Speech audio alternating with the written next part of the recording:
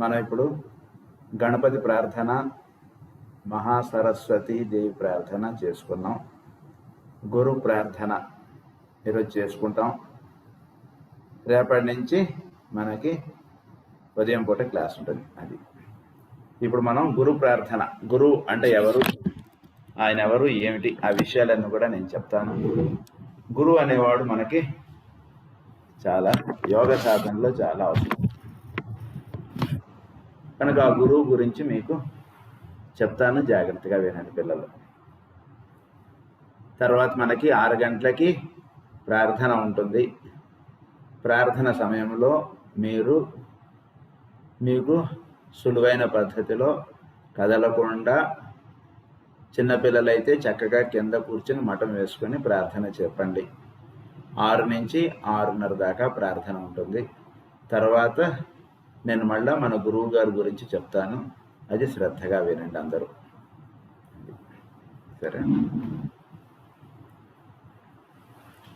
So ఈరోజు అతి ముఖ్యమైనటువంటి రోజు. ఏమిటి ముఖ్యం అంటే కనుక, మాస్టర్ సివివి గారు అందరికీ కూడా ఉపదేశం చేయడం అన్నటువంటిది ప్రారంభించినటువంటి రోజు. దాన్ని మే కాల్ డే అని చెప్పి చేస్తాం. మాస్టర్ సివివి గారు ఎవరు? ఆయన ఎవరు అంటే, మాస్టర్ సివివి గారు మీకు master EK, master MN, master CVV, వీళ్ళు ముగ్గురు మనకి గురు పరంపర. ఈ గురు పరంపరలో మాస్టర్ సివివి గారు అందరికన్నా పెద్ద గురువు గారు, మధ్యలో ఉన్నటువంటి వారు.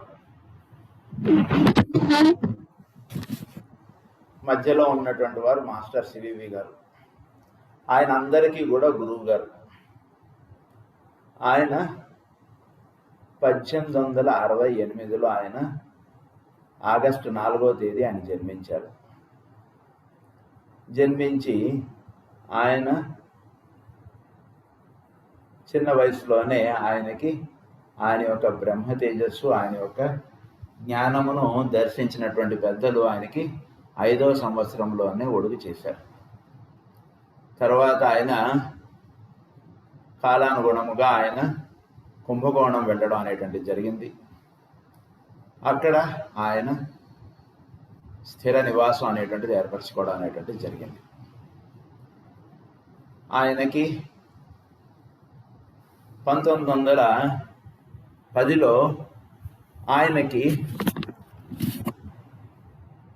ఆయన అసలు జీవితం అంటే ఏమిటి, యోగం అంటే ఏమిటి, జీవులందరూ ఎలా ఉండాలి, ఏమిటి, అసలు దేని గుణముగా ఉంటున్నారు జీవులు అన్నటువంటి విషయాల మీద ఆయన, ఒక యోగం మీద ఆయన బాగా తీవ్రముగా ఆయన ఆలోచించడం ప్రారంభించారు. దాని గురించి ఆలోచిస్తూ ఆయన జీవుడుగా ఉంటూ ఉన్నప్పుడు కేవలం మనం పుట్టాం, మనం పెరుగుతూ ఉన్నాం, పెద్దవాళ్ళం అయ్యాం, వివాహం చేసుకున్నారు, మళ్ళా పిల్లలు, దాన్ని సంసారము అన్నాం. ఆ రకంగా మనం జీవితం గడుపుతున్నాం.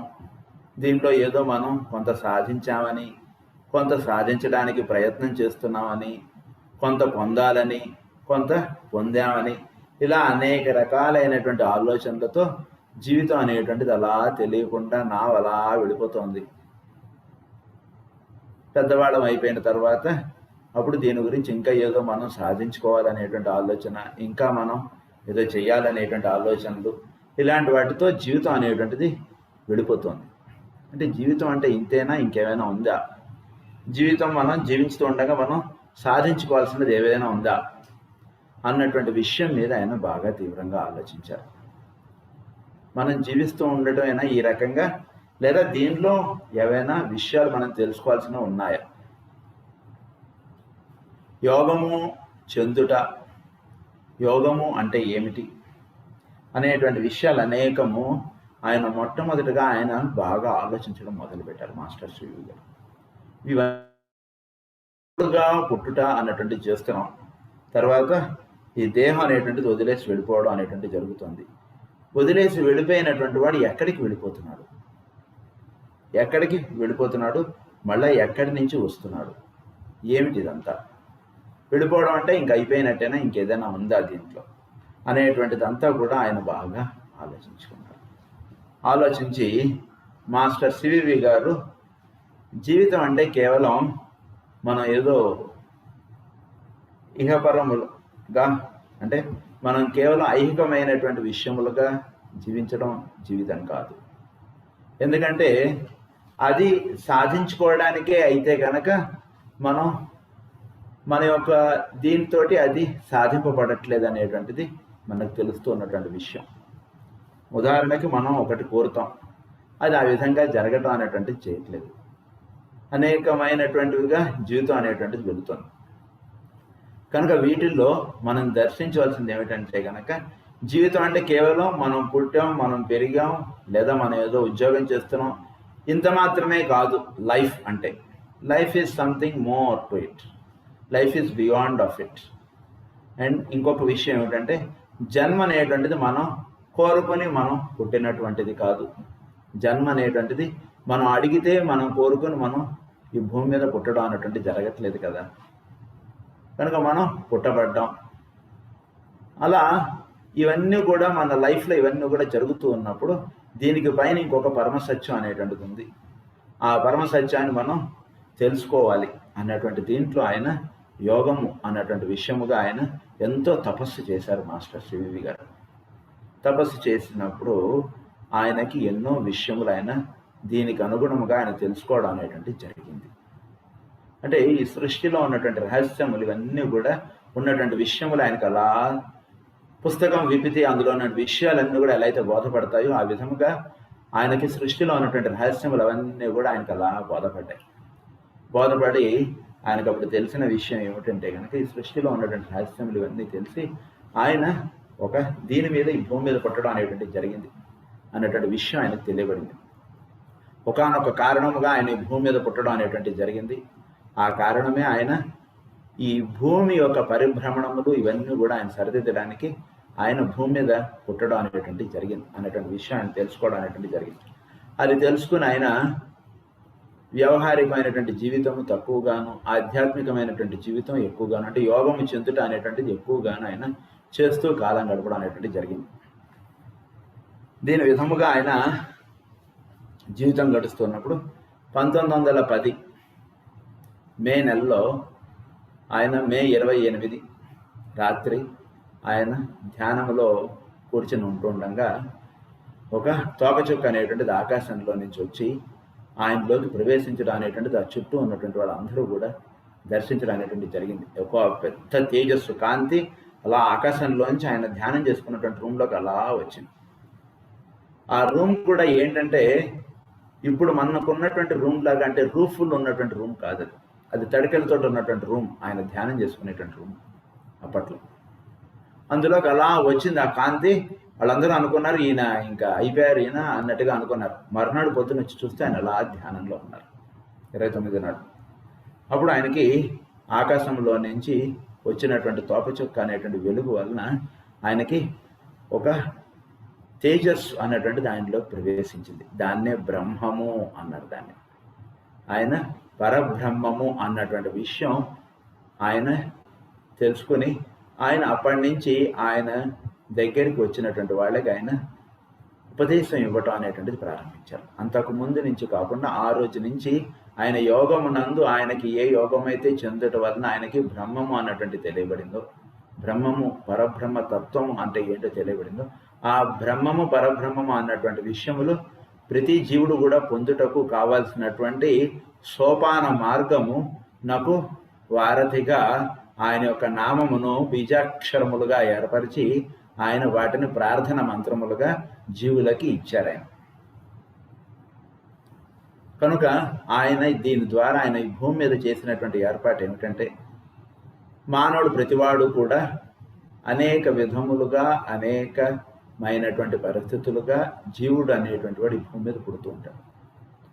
అంటే ఈ అనేక విధములుగా అనేక పరిస్థితులుగా అంటే ఏమిటంటే వాడు పూర్వకర్మ చేత వాడికి కొన్ని విధములైనటువంటి దాన్ని వాడు తీర్చుకోవడానికి భూమి మీద అనేటువంటిది పుట్టడం అనేటువంటి జరుగుతుంది.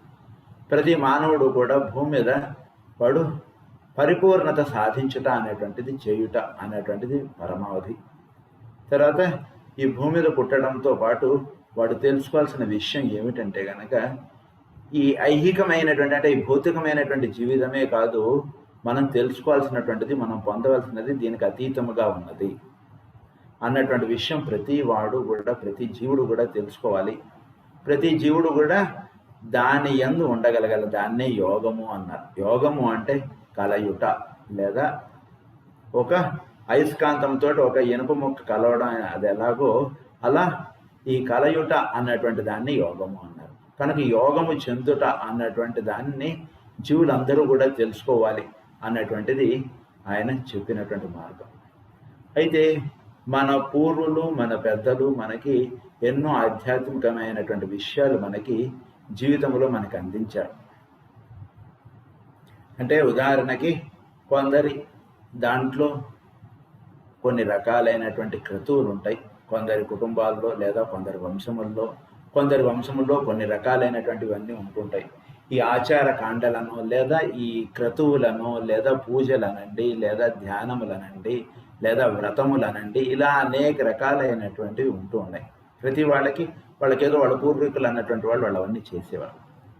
అయితే మాస్టర్ సివివి గారి మార్గం వీటన్నిటికీ కూడా భిన్నముగా ఉంటూ ఉంటుంది. ఇదంతా కూడా ఆయన మొత్తం ప్రపంచాన్ని, మొత్తం ఈ సౌరమండలాన్ని ఆయన అవపోసనం పట్టుకున్నారు. ఆయన అంటే ఏమిటంటే, జీవులు అన్నటువంటి వాళ్ళు భూమి మీద పుట్టి వాళ్ళు తెలియకయే వాళ్ళ యొక్క జీవితం అన్నటువంటిది అలా విడిపోతుంది. నవ బస్సు ఎక్కి నిద్రపోతే వాడు తెల్లారి వాడు మెలుకొచ్చాడు, వాడు గమ్యం విడిపోయింది. వాడికి బస్సు టికెట్ తీసుకొని బస్సు ఎక్కి కూర్చున్నాడు, మెలుకొచ్చాడికి వాడు గమ్యం విడిపోయింది. వాడికి గమ్యం వచ్చేసింది. వాడు విశాఖపట్నం, విజయవాడ, రాజమండ్రి స్టేషన్ వచ్చేసింది, దిగండి అనేసాడు వాడు. అదేంటి ఇంత జర్నీ ఎప్పుడు చేశాను నేను ఇలా ఇప్పుడే కదా బస్సు ఎక్కాను అన్నట్టుగా ఉంది నాకు అన్నట్టు అనుకుంటున్నాడు. కానీ కాదురా నాయన, నువ్వు బస్సు ఎక్కి 10 గంటలైంది, నువ్వు రాత్రి ఎప్పుడో బస్సు ఎక్కావు 9 గంటలకి, ఇప్పుడు పొద్దున 7 అయింది, 10 గంటలు ప్రయాణం చేసావు, నువ్వు చేరవలసినటువంటి గమ్యం వచ్చేసింది అన్నటువంటిది వాడు లేపి వాడు తింటేస్తాడు బస్సు వాడు. అది ఎట్లాగో జీవితం అనేటువంటి నావ పుట్టినప్పటి నుంచి అది అలా తెలియకుండా అలా విడిపోతుంది. ఆ గమ్యం వచ్చేసేటప్పుడు అప్పుడు వాడు వచ్చేసిందే గమ్యం అన్నటువంటిది తెలుసుకోవడం ఇలాంటివి జరిగిపోతాయి. సో జీవులందరూ కూడా అందరూ కూడా తెలియకుండా వాళ్ళ నావ అనేటువంటిది, వాళ్ళ లైఫ్ అనేటువంటిది యొక్క జర్నీ అలా విడిపోతుంది. దానివలన పుట్టినటువంటి పరమావధి జరగట్లేదు. వాడు దేని గురించి అయితే పుట్టాడో ఆ పరమావధి సిద్ధింపబడట్లేదు. ఎందు గురించి అయితే స్కూల్కి వెళ్తున్నాడో అది నేర్చుకోవడం అనేటువంటి జరగట్లేదు. ఎందు గురించి అయితే ఆ ఊరు వెళ్ళాడో ఆ లాభం పొందట్లేదు. ఎందు గురించి అయితే దైవ దర్శనమునకు వెళ్ళాడో ఆ దైవానుగ్రహం వాడికి దక్కట్లేదు. అది వాడికి దక్కాలి. ఆ అనుభవం వాడు పొందాలి. ఆ స్కూల్కి వెళ్ళినటువంటి పాఠములు వాడికి బోధపడాలి, లేదా ఆ దైవ దర్శనమునకు వెళ్ళినటువంటి ఆ అనుభూతి వాడికి కలగాలి. ఎందు గురించి అయితే ఆ ఊరు వెళ్ళాడో ఆ పని ముగించుకొని వాడు తిరిగి ప్రయాణం చేసి రావాలి. ఎందు గురించి వెళ్ళాడో తెలియకుండా వాడు ఊరు వెళ్ళి అటు ఇటు తిరిగేసి వాడు ఊరు మళ్ళీ వాడి ఒక స్వగ్రామానికి వాడు చేరుకుపోతున్నాడు అనుకోండి, దానివల్ల ఉపయోగం లేదు కదా. వాడు ఎందు గురించి అయితే ప్రయాణం మొదలు పెట్టాడో ఆ పరమావధి వాడికి తెలియాలి. దాని గురించి వాడు భూమి మీద అనేటువంటి దానికి మళ్ళా పుడుతుంటాడు. పని అవ్వలేదా మళ్ళీ ఊరు వెళ్ళిరండి అంటాడు. అది అసలు వెళ్ళాను పని అవ్వలేదంటే మళ్ళీ వెళ్ళిరా. ఏంటోనండి కష్టాలు తీరలేదు, తిరుపతికి వెళ్ళాను ఇంకా అలానే ఉన్నాడు, మళ్ళీ ఒకసారి వెళ్ళండి. నేను వెళ్ళవలసింది అక్కడికే కదా. ఎవడైనా అక్కడ కాకుండా ఇంకో చోటికి వెళ్ళి చూద్దాం అన్నటువంటిది అనుకుంటే అది అజ్ఞానం. దైవంని చేరాలి కదా ఎవడైనా. కనుక మన కష్టం తీరట్లేదు అనిపిస్తే మళ్ళీ వెళ్ళండి, ఇంతే. అదే సొల్యూషన్. కానీ ఇంకో చోటికి వెళ్ళి చూద్దాం, పోనీ తిరుపతికి వెళ్ళాం పని అవ్వలేదు, ఈసారి శ్రీశైలం వెళ్ళి చూద్దాం పని అవ్వలేదు, షిరిడీకి వెళ్ళి చూద్దాం పని అవ్వలేదు, ఇలా మనం లాటరీలు కొట్టినట్టుగా మనం కొడుతుంటే మనకి ఎక్కడికి వెళ్ళినా మనకు పని అవ్వదు. అది బాగా గుర్తుంచుకోండి. తిరుమలలో ఉన్నటువంటి వాడే షిరిడీలో ఉన్నటువంటి వాడు శ్రీశైలంలోనూ ఉన్నాడు. అందరూ ఒకటే. అక్కడ ఆ రూపంలో ఉన్నాడు, ఇక్కడ ఈ రూపంలో ఉన్నాడని తెలుసుకున్నటువంటి వాడు చక్కగా వాడి యొక్క యాత్ర చాలా బాగా సాగుతుంది. అలా కాకుండా ఏ రూపానికి ఆ రూపంగా దర్శించుకుంటూ వెళ్ళిపోతున్నటువంటి వాడికి యాత్ర ఎక్కడికి వెళ్ళినా వాడికి పని అవ్వదు అన్నట్టుగా కనపడుతుంటుంది. కనుక అలా కాకుండా జీవుడు అన్నటువంటి వాడు ఎందుకైతే ఈ ప్రయాణం మొదలుపెట్టాడో వాడికి తెలియాలి. ఎందు గురించి అయితే ఈ భూమి మీద పుట్టాడో అది వాడికి తెలియాలి. కనుక ఈ తెలియటం అన్నటువంటిది వాడికి అతి సులువుగా ఉండేటటువంటి మార్గముగా వాడికి బోధపడాలి విషయం. ఈ అంటే వాళ్ళ పూర్వీకుల నుంచి వస్తున్నటువంటి విషయములు కానీ ఇవన్నిటి వలన వాడు తెలుసుకోకుండా అవన్నీ ఆచరించలేనటువంటిదిగా పరిస్థితి అన్నటువంటిది ఉంటుంది. కనుక మాస్టర్ సివివి గారు ఏం చేశారంటే మార్గాన్ని చాలా సులువుగా చాలా సూక్ష్మముగా ఆయన చేసి మొత్తం భూమండలం మీద ఉన్నటువంటి ప్రతి మానవుడికి కూడా ఇది లబ్ధి పొందేటువంటి మార్గం ఆయన ఇచ్చారు. ఇదేదో ఒక గురువుకి సంబంధించినది లేదా ఒక యోగమునకు సంబంధించినది, వీళ్ళ యోగం ఒకటి వాళ్ళ యోగం ఒకటి అన్నటువంటిది కాదు. మాస్టర్ శివు గారి భూమి మీద పరిచయం చేసి లేదా ప్రవేశపెట్టినటువంటి మార్గం. అది అందరం కూడా బాగా తెలుసుకోవాలి. కనుక ఈ మార్గం ఏమిటి అంటే మన పూర్వీకులు మనకి ఇచ్చినటువంటి దానిలో ఏమిటి మనకి తెలియజెప్పారు అంటే మన పూర్వీకులు మనం దైవముతో అనుసంధానం చెందుట అన్నటువంటిది. అనేక విషయాల వల్ల ఆ మార్గమును మనం అవలంబించలేకుండా ఉన్నాం. తెలుసో తెలియకో ఆచరించడానికి అవకాశం లేకుండా ఉండటం చేతను ఏ కారణం చేతైనా సరే అది మనకి తెలియకుండా ఉంటుంది లేదా ఆచరించడానికి దూరంగా ఉంటుంది. కనుక అట్లా ఉంటూ ఉన్నప్పుడు మనం దాన్ని చేసుకోలేకపోతున్నాం. ఇవన్నీ కూడా చాలా మానవుడు ఆచరించడానికి చాలా కష్టంగా ఉన్నటువంటి మార్గములు, ఒకటిలో ఒకటికి విభేదములు కలిగిస్తున్నటువంటి మార్గములు. ఒకడేమో శైవాన్ని పూజిస్తుంటాడు, ఇంకొకడేమో విష్ణువుని పూజిస్తున్నాను, విష్ణువు గొప్పవాడిని ఒకడు, శివుడు గొప్పవాడిని ఒకడు. ఈ రకమైనటువంటి విభేదములు చాలా ఎక్కువైపోయాయి జీవుల్లో. అందరికన్నా విష్ణువే గొప్ప అని కొందరు, అందరికన్నా శివుడే గొప్ప అని కొందరు. ఈ రకమైనటువంటి భావనలలో వాళ్ళు కొట్టుకెళ్ళిపోవడం అనేటువంటి జరుగుతుంది అనేటువంటిది అంతా కూడా ఆయన దర్శించారు.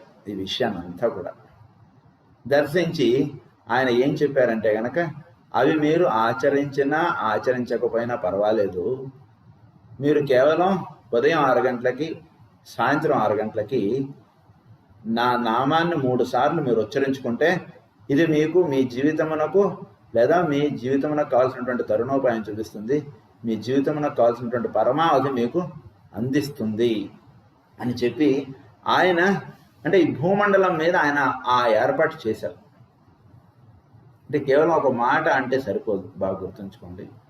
మహానుభావులు పెద్దలు వాళ్ళు ఒక మాట వాళ్ళు చెప్పారు అంటే దానికి ఎంతో ఆ పదముల్లో ఆ వాక్యముల్లో అట్లా ఎంతో శక్తి ఉంటుంది. మనం మన ఇంట్లో పెద్దవాళ్ళు ఒక మాట చెప్పారనుకోండి, అది కష్టమైనా సరే చిన్నపిల్లవాడికి నీ పుట్టినరోజు నీకు బట్టలు కొంటాను రా అని చెప్పారనుకోండి, ఆ పిల్లవాడు ఏ భావంలో ఉంటాడంటే నా పుట్టినరోజు ఫలానా తారీఖు నాన్న నాకు కొత్త డ్రెస్ తెస్తారు, ఇంతే. నిజానికి వాడి జేబులో ఆ తండ్రి జేబులో 10 రూపాయలే ఉండవచ్చు, డబ్బులు లేకపోవచ్చు. అయినా పిల్లవాడి సంతోషానికి ఆయన ఏదో ఒక రకంగా ఆయన అడ్జస్ట్ చేసి పిల్లవాడిని సంతోషపెడతారు. అంటే దీనివలన ఏమిటంటే కనుక పెద్దలు ఒక మాట ఇచ్చారంటే దానికి ఎంతో శక్తి ఉంటుంది. కనుక ఆ రకంగా మాస్టర్ శివు గారు అంటే పరబ్రహ్మము ఆయన భూమండలం మీద ఆయన ఇచ్చినటువంటి వాక్యం ఏంటంటే బాగా గుర్తుంచుకోవాల్సినటువంటిది, మనం ఈ క్రతువులు కాండలు వీటిల్లో మనం ఇబ్బందులు పెట్టుకోకుండా ఆయన అతి సులువైనటువంటి మార్గం చెప్పారు. అంటే అవన్నీ చేసుకోవద్దని కాదు, చేసుకోండి లేదా ఊరుకోండి పర్వాలేదు, కానీ ఉదయం 6 గంటలకి సాయంత్రం 6 గంటలకి మాత్రం ఆ నామాన్ని ఉచ్చరిస్తే దానివలన మీకు ఏమిటి తెలియబడుతుందంటే గనక మీరు ఈ భూమి మీదకి ఎందుకు వచ్చారు, లేదా ఫలానా వాళ్ళకి ఎందుకు పుట్టారు, ఫలానా ప్రదేశంలోనే ఎందుకుంటున్నారు, ఫలానా విషయములు లేదా ఫలానా ఆఫీస్లోనే మనం ఎందుకు పనిచేస్తున్నాం, ఫలానా విధమైనటువంటి వాళ్ళే మన చుట్టూతో ఎందుకు చేరుతున్నారు. ఉదాహరణకి కొందరికి వాళ్ళ చుట్టూతో అందరూ సమస్యలు కలిగించేటువంటి వాళ్ళే ఎక్కువ చేరుతుంటారు. ఎందుకు నాకు ఎవరిని చూసినా సరే నన్ను ఇబ్బంది పెట్టేవాడే ఉన్నాడు కానీ నా చుట్టూతో నన్ను రక్షించి కాపాడేవాడు ఎవడు లేడే, లేదా నాకు ఒక ఫ్రెండ్గా ఎవడు లేడే అని చెప్పి కొందరు బాధపడుతుంటారు. లేదా కొందరికి అనుకోకుండా వాడి చుట్టూతో వాడు ఒక ట్రైన్ ప్రయాణం చేస్తున్నా, ఒక బస్సు ప్రయాణం చేస్తున్నా, వాడి చుట్టూతో ఒక అటువంటి లైక్ మైండెడ్ పీపులే ఆ బస్సులోను వీడి చుట్టూతాను చేరుతుంటారు. సో ఇవన్నీ విషయములు ఒకానొక కారణం చేతి ఇవన్నీ కూడా జరుగుతుంది. వాడికి ఎందుకు జరుగుతుంది, మనకెందుకు జరగట్లేదు, లేదా మనకెందుకు జరుగుతుంది, వాడికి ఎందుకు జరగట్లేదు, ఇలాంటివన్నీ కూడా ఒకానొక హయ్యర్ రీజన్ వల్ల ఇవన్నీ జరుగుతున్నాయి. కనుక ఆ రీజన్ మనకు బోధపడినప్పుడు మన జీవితం యొక్క పరమావధి మనది ఎటువైపు వెళ్ళాలనేది మనకు తెలియబడుతుంది. కనుక అది తెలియబడటానికే మనం క్రతువులు చేస్తాం, మనం పూజలు చేస్తాం, మనం నోములు నోస్తాం, మనం అనేకమైనటువంటి దైవ దర్శనములకు వెళతాం, ఎన్నో పూజలు చేస్తాం, ఇవన్నీ కూడా మనం చేసే దేనికి అంటే దాని గురించి. ఆ పరమావధి మనకు పొందాలి. అయితే జీవులు తెలియకో తెలుసో ఆ పరమావధి పొందాలనేటువంటి విషయం వదిలేసుకుని ఈ ఆచారములు లేదా ఈ క్రతువులు వీటిలో ఎక్కువగా ఇరుక్కుపోయి ఉండిపోతున్నారు. కనుక వీటి వలన వాళ్ళు పరమావధి పొందలేకపోతున్నారు. ఎందుకంటే ఇక్కడ టూ మెనీ ప్రొసీజర్స్ ఉన్నాయి. ఏదో ముందు ఇది చేయాలి, తర్వాత ఇది చేయాలి, తర్వాత ముందు విష్ణుసహస్రనామం చదవాలి, తర్వాత లలిత చదవాలి, లలిత చదివిన తర్వాత ఇంకోటి ఇది చదవాలి. ఇవన్నీ చదివి మీరు 9 గంటలకల్లా ఆఫీస్కి వెళ్ళాలి. అప్పుడు వాడు ఎట్లా చదవాలి? 8 గంటలకు వాడు కూర్చున్నటువంటి వాడు చదవకపోతే ఏదైనా నామాన్ని సరిగ్గా చదవలేదంటే అందు గురించే మీకు ఆ ఇబ్బంది వచ్చిందంటాడు తెలిసినవాడు. కనుక ఇటువంటి విషయములు ఇవన్నీ కూడా జీవుడు వాడు ఫేస్ చేయలేకపోతున్నాడు, వాడు పొందలేకపోతున్నాడు. అందు గురించి కేవలంగా వాడు వచ్చినటువంటి కారణం ఏంటంటే వాడు పరమావధి పొందడానికి. ఎయిర్పోర్ట్కి ఎందుకు వచ్చాడంటే ఫ్లైట్ ఎక్కడానికి వచ్చాడు. ఆ ఫ్లైట్ ఎక్కడం మానేసి వాడు అక్కడ ఇక్కడ వాడోడో పిలిచాడు, వీడోడో కదిలించాడు, ఈ షాప్ వాడేదో పిలిచాడని వీటిలో ఉండిపోతే వాడు ఫ్లైట్ వెళ్ళిపోయింది.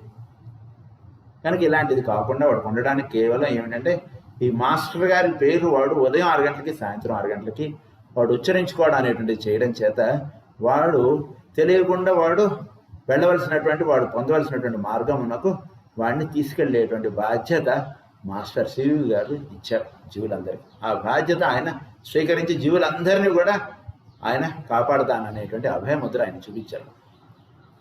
అంటే ఈ ధ్యానం కానీ ఈ ప్రేయర్ కానీ ఇది చేసుకుంటూ ఏ గురువునైనా చేసుకోవచ్చు. ఇదే చేయాలని లేదు, వేరేది చేయకూడదని లేదు. మనం వీటన్నిటి ద్వారా మనం తెలుసుకోవాల్సింది ఏమిటంటే కనుక మనం జీవితంలో మనం పొందవలసినటువంటి పరమావధి మనం పొందేటట్టుగా మనకు ఉండాలి. కనుక ఆ మిగిలిన విషయములు ఇవన్నీ కూడా మనం ఇప్పుడు ముందు ప్రేయర్ చేసుకుంటాం. ఈ ప్రేయర్ మాత్రం చాలా విలువైనటువంటి ప్రార్థన. ఏ గురువునైనా సరే మీరు నమ్మండి, అది తప్పులేదు, అందరూ కూడా ఒకటే. సో ఆ గురువే మాస్టర్ శివ గారి రూపంలో కూడా ఉన్నారని భావన చేయండి, తప్పులేదు. ఎందుకంటే దైవం ఒకటే కదా. కనుక ఆ గురువే మాస్టర్ శివ గారి రూపంలో కూడా ఉన్నారు, ఆ రూపంలో ఉండి కూడా జీవులు రక్షిస్తున్నారు అనేటువంటి భావన మీరు పెట్టుకుంటే మన గురువు వేరు కదా, మనం ఈ ప్రార్థన చేయొచ్చా చేయకూడదా ఇలాంటి భావనలు మనకు అవసరం, మనకి రావట్లేదు. అందు గురించి ఈ గురువు గారు చెప్పింది ఏంటంటే నేను ఉదయం 6 గంటలకి సాయంత్రం 6 గంటలకి ఆయన నామాన్ని ఉచ్చరించుకోమని చెప్పారు. కనుక ఆ రకంగా మనం ఈ ప్రార్థన చేసేటప్పుడు మీరందరూ కూడా పాటించాల్సినటువంటి 2-3 నియమములు ఉన్నాయి, అవి చెప్తాను. మీరందరూ కూడా చక్కగా ప్రశాంతమైనటువంటి ప్రదేశంలో కూర్చోండి. ప్రతిరోజు కూడా వీలున్నంత వరకు అదే ప్రదేశంలో కూర్చొని ఈ ప్రేయర్ చేసుకోండి. ఈ ప్రేయర్ ఎంత శ్రద్ధగా చేసుకుంటే ఆయన యొక్క అభయముద్ర మనం అంతగా మనం చూస్తాం. తర్వాత ఈ ప్రార్థన చేసేటప్పుడు సుమారుగా ఈ నామాన్ని ఉచ్చరించి ఒక 10 నిమిషాలు మీరు కన్నులు మూసుకుని కూర్చోండి. ఆ తర్వాత మీకు ఎంతసేపు కూర్చోవాలనిపిస్తే అంతసేపు కూర్చోండి. కొన్ని పరిస్థితుల్లో లేదా ఉద్యోగరీత్యా మీకు ఆ సమయమునకు వీలు కాని ప్రదేశంలో మీరు ఉన్నప్పుడు సరిగ్గా 6 గంటలకి ఆయనని మనస్సులో స్మరించుకొని మీరు ఇంటికి వెళ్ళిన తర్వాత మీరు కాళ్ళు చేతులు స్నానం చేసేసుకున్న తర్వాత అప్పుడు మీరు రాత్రి 9కో 10కో మీరు కూర్చొని చక్కగా ఒక 10 నిమిషాలు ప్రార్థన చేసుకోండి. ఈ ప్రార్థన చేసుకునేటప్పుడు మీకు ఎటువంటి డిస్టర్బెన్సెస్ లేకుండా ఉండేటట్టుగా వాతావరణాన్ని సెట్ చేసుకుని అప్పుడు మీరు కూర్చోండి ప్రార్థనకి. తర్వాత ఇంకొక విషయం ఏమిటంటే కనుక అంటే ఎటువంటి ఇబ్బందులు అంటే ముఖ్యంగా మనం అందరికీ ఇబ్బందులు కలిగించేది కరెక్ట్గా కళ్ళు మూసుకుంటాం, వెంటనే సెల్ ఫోన్ మోగుతుంది. ఇంత ప్రార్థన చేస్తున్నటువంటి వాడు ప్రార్థన ఆపేసి ముందు సెల్ ఫోన్లో ఎవడు ఫోన్ చేశాడా, ఎవడు మెసేజ్ పెట్టాడా అని చూసుకుంటుంటాం. అందు గురించి అది కాసేపు సైలెంట్ మోడ్లో పెట్టేసుకోవడం అని ఇలాంటి చిన్నవి సెట్ చేసుకుని మీరు చక్కగా ప్రార్థన కూర్చోండి. తర్వాత కన్నులు మూసుకోండి. తర్వాత కళ్ళజోడు ఉన్నటువంటి వాళ్ళు కళ్ళజోడు పక్కన పెట్టుకోండి. ఎందుకంటే కనుక మనం ప్రార్థనలో ఉన్నప్పుడు గురువు మనని ఎక్కడ అనుగ్రహిస్తాడంటే కరెక్ట్గా మన భూమధ్యంలో ఆయన వచ్చి మనని స్పృశిస్తాడు. ఎందుకంటే కనుక వెలుగు అనేటువంటిది ఇక్కడ ఉంటుంది, ఆజ్ఞాచక్రము అని చెప్తాం. అక్కడ ఒక వెలుగు మనలో వెలుగుతూ ఉంటుంది అనమాట. దాన్నే చిదగ్ని కొండ సంభూత అంటాం, చిదగ్ని అంటాం. ఇదంతా చాలా కనుక ఆ రకంగా అక్కడ వెలుగుతూ ఉన్నటువంటి దాన్ని ఆయన స్పృశించడం చేత లేదా ఆయన వెలిగించడం అనేటువంటి చేయడం చేత మనలో కాంతి అనేటువంటిది మన లైఫ్లో నిండుతుంటుంది. కనుక ఈ ప్రదేశాన్ని ఎప్పుడూ కూడా మనం ఖాళీగా ఉంచుకోవాలి. కనుక అందు గురించి కళ్ళజోడు ఉన్నటువంటి వాళ్ళు కళ్ళజోడు పెట్టుకుని చక్కగా ప్రశాంతంగా కూర్చోండి. ప్రార్థన హాయిగా నెమ్మదిగా చేయండి. ఇప్పుడు మాస్టర్ గారు ప్రార్థన చేద్దాం.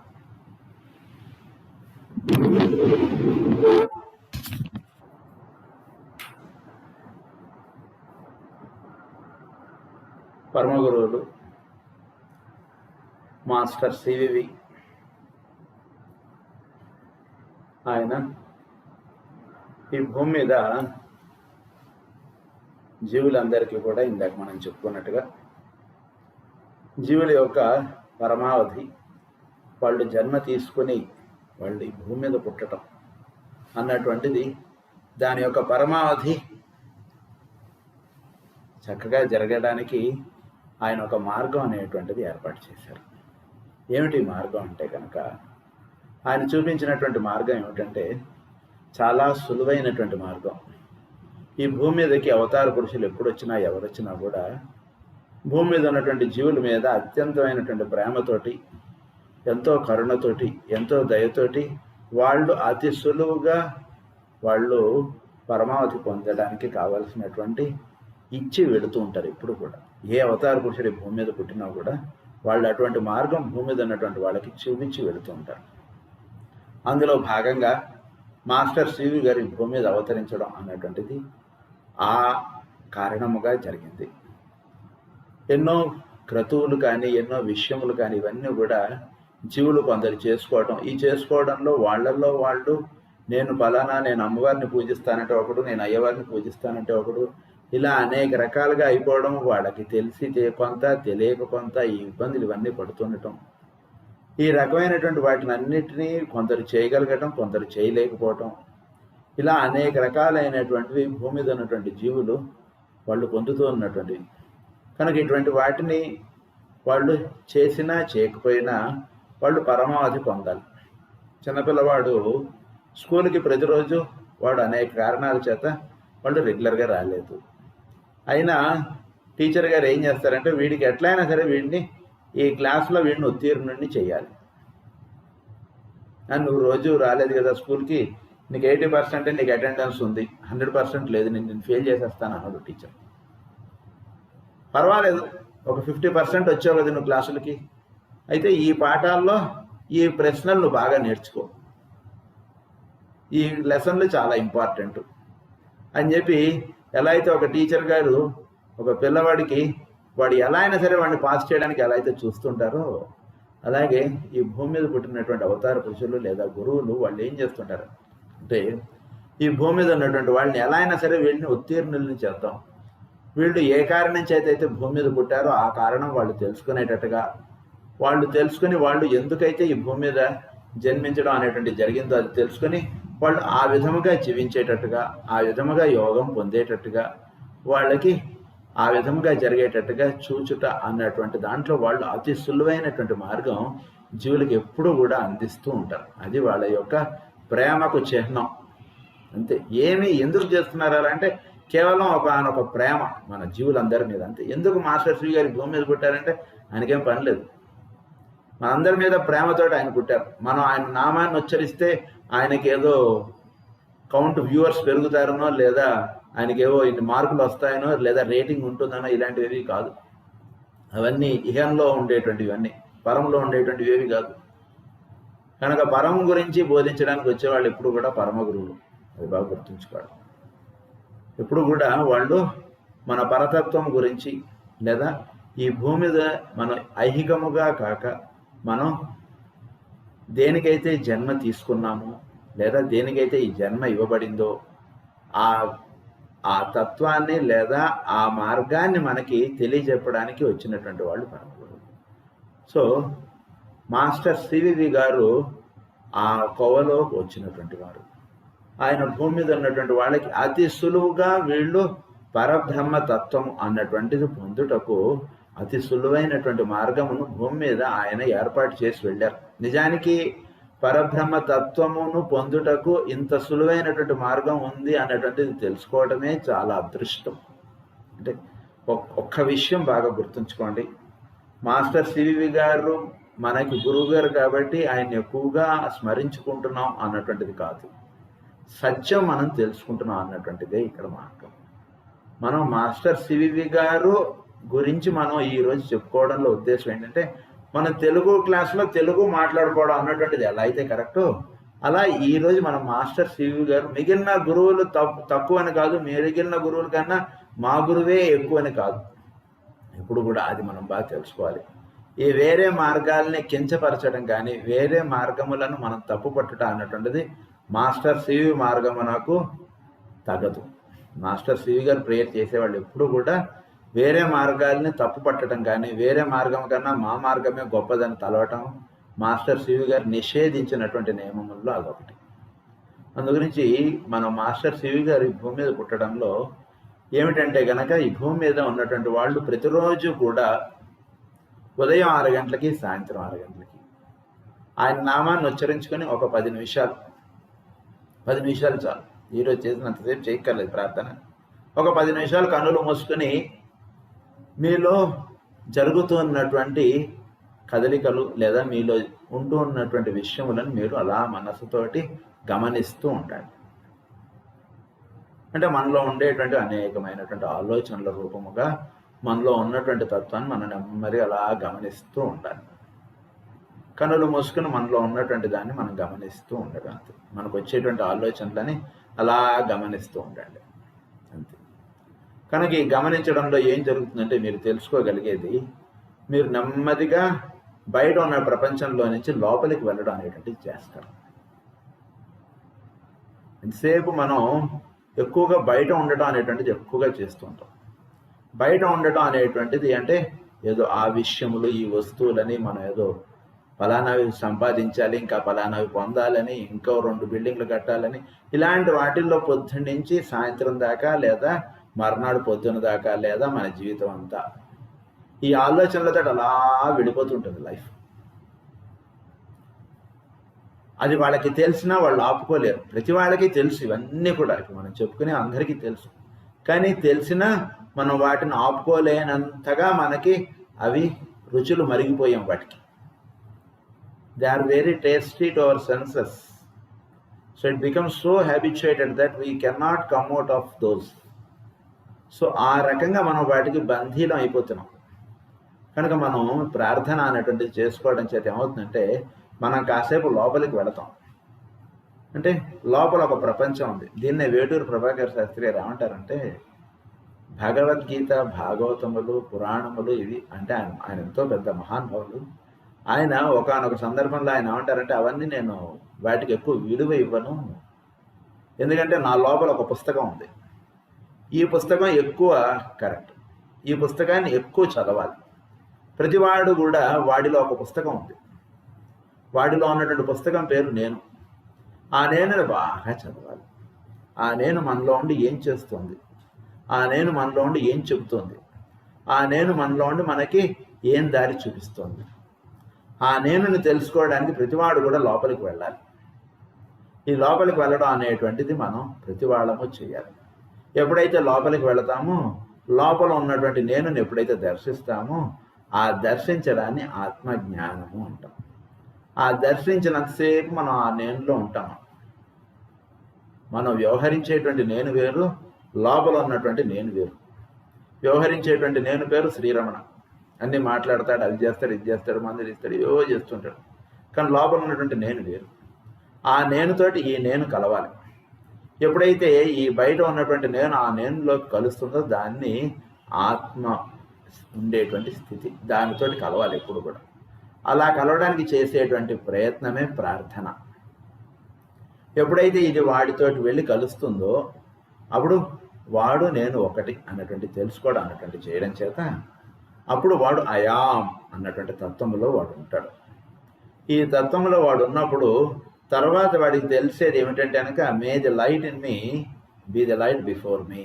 ఈ నేనే మొత్తం ఈ ప్రపంచం అంతా నిండి ఉంది అన్నటువంటిది వాడు తెలుసుకుంటాడు. కనుక ఎప్పుడైతే ఇదే అంతా నిండి ఉంది అనేటువంటి తెలుసుకుంటాడో, అప్పుడు నాలో ఉన్న నేనే ఇన్నిట్లోనూ ఉన్నటువంటిది ఒకే ఒక్క నేను అన్నటువంటిది తెలుసుకుంటాడు. ఆ తెలుసుకోవడాన్ని బ్రహ్మము అంటారు. దాన్ని ఏమంటారంటే బ్రహ్మము అంటారు.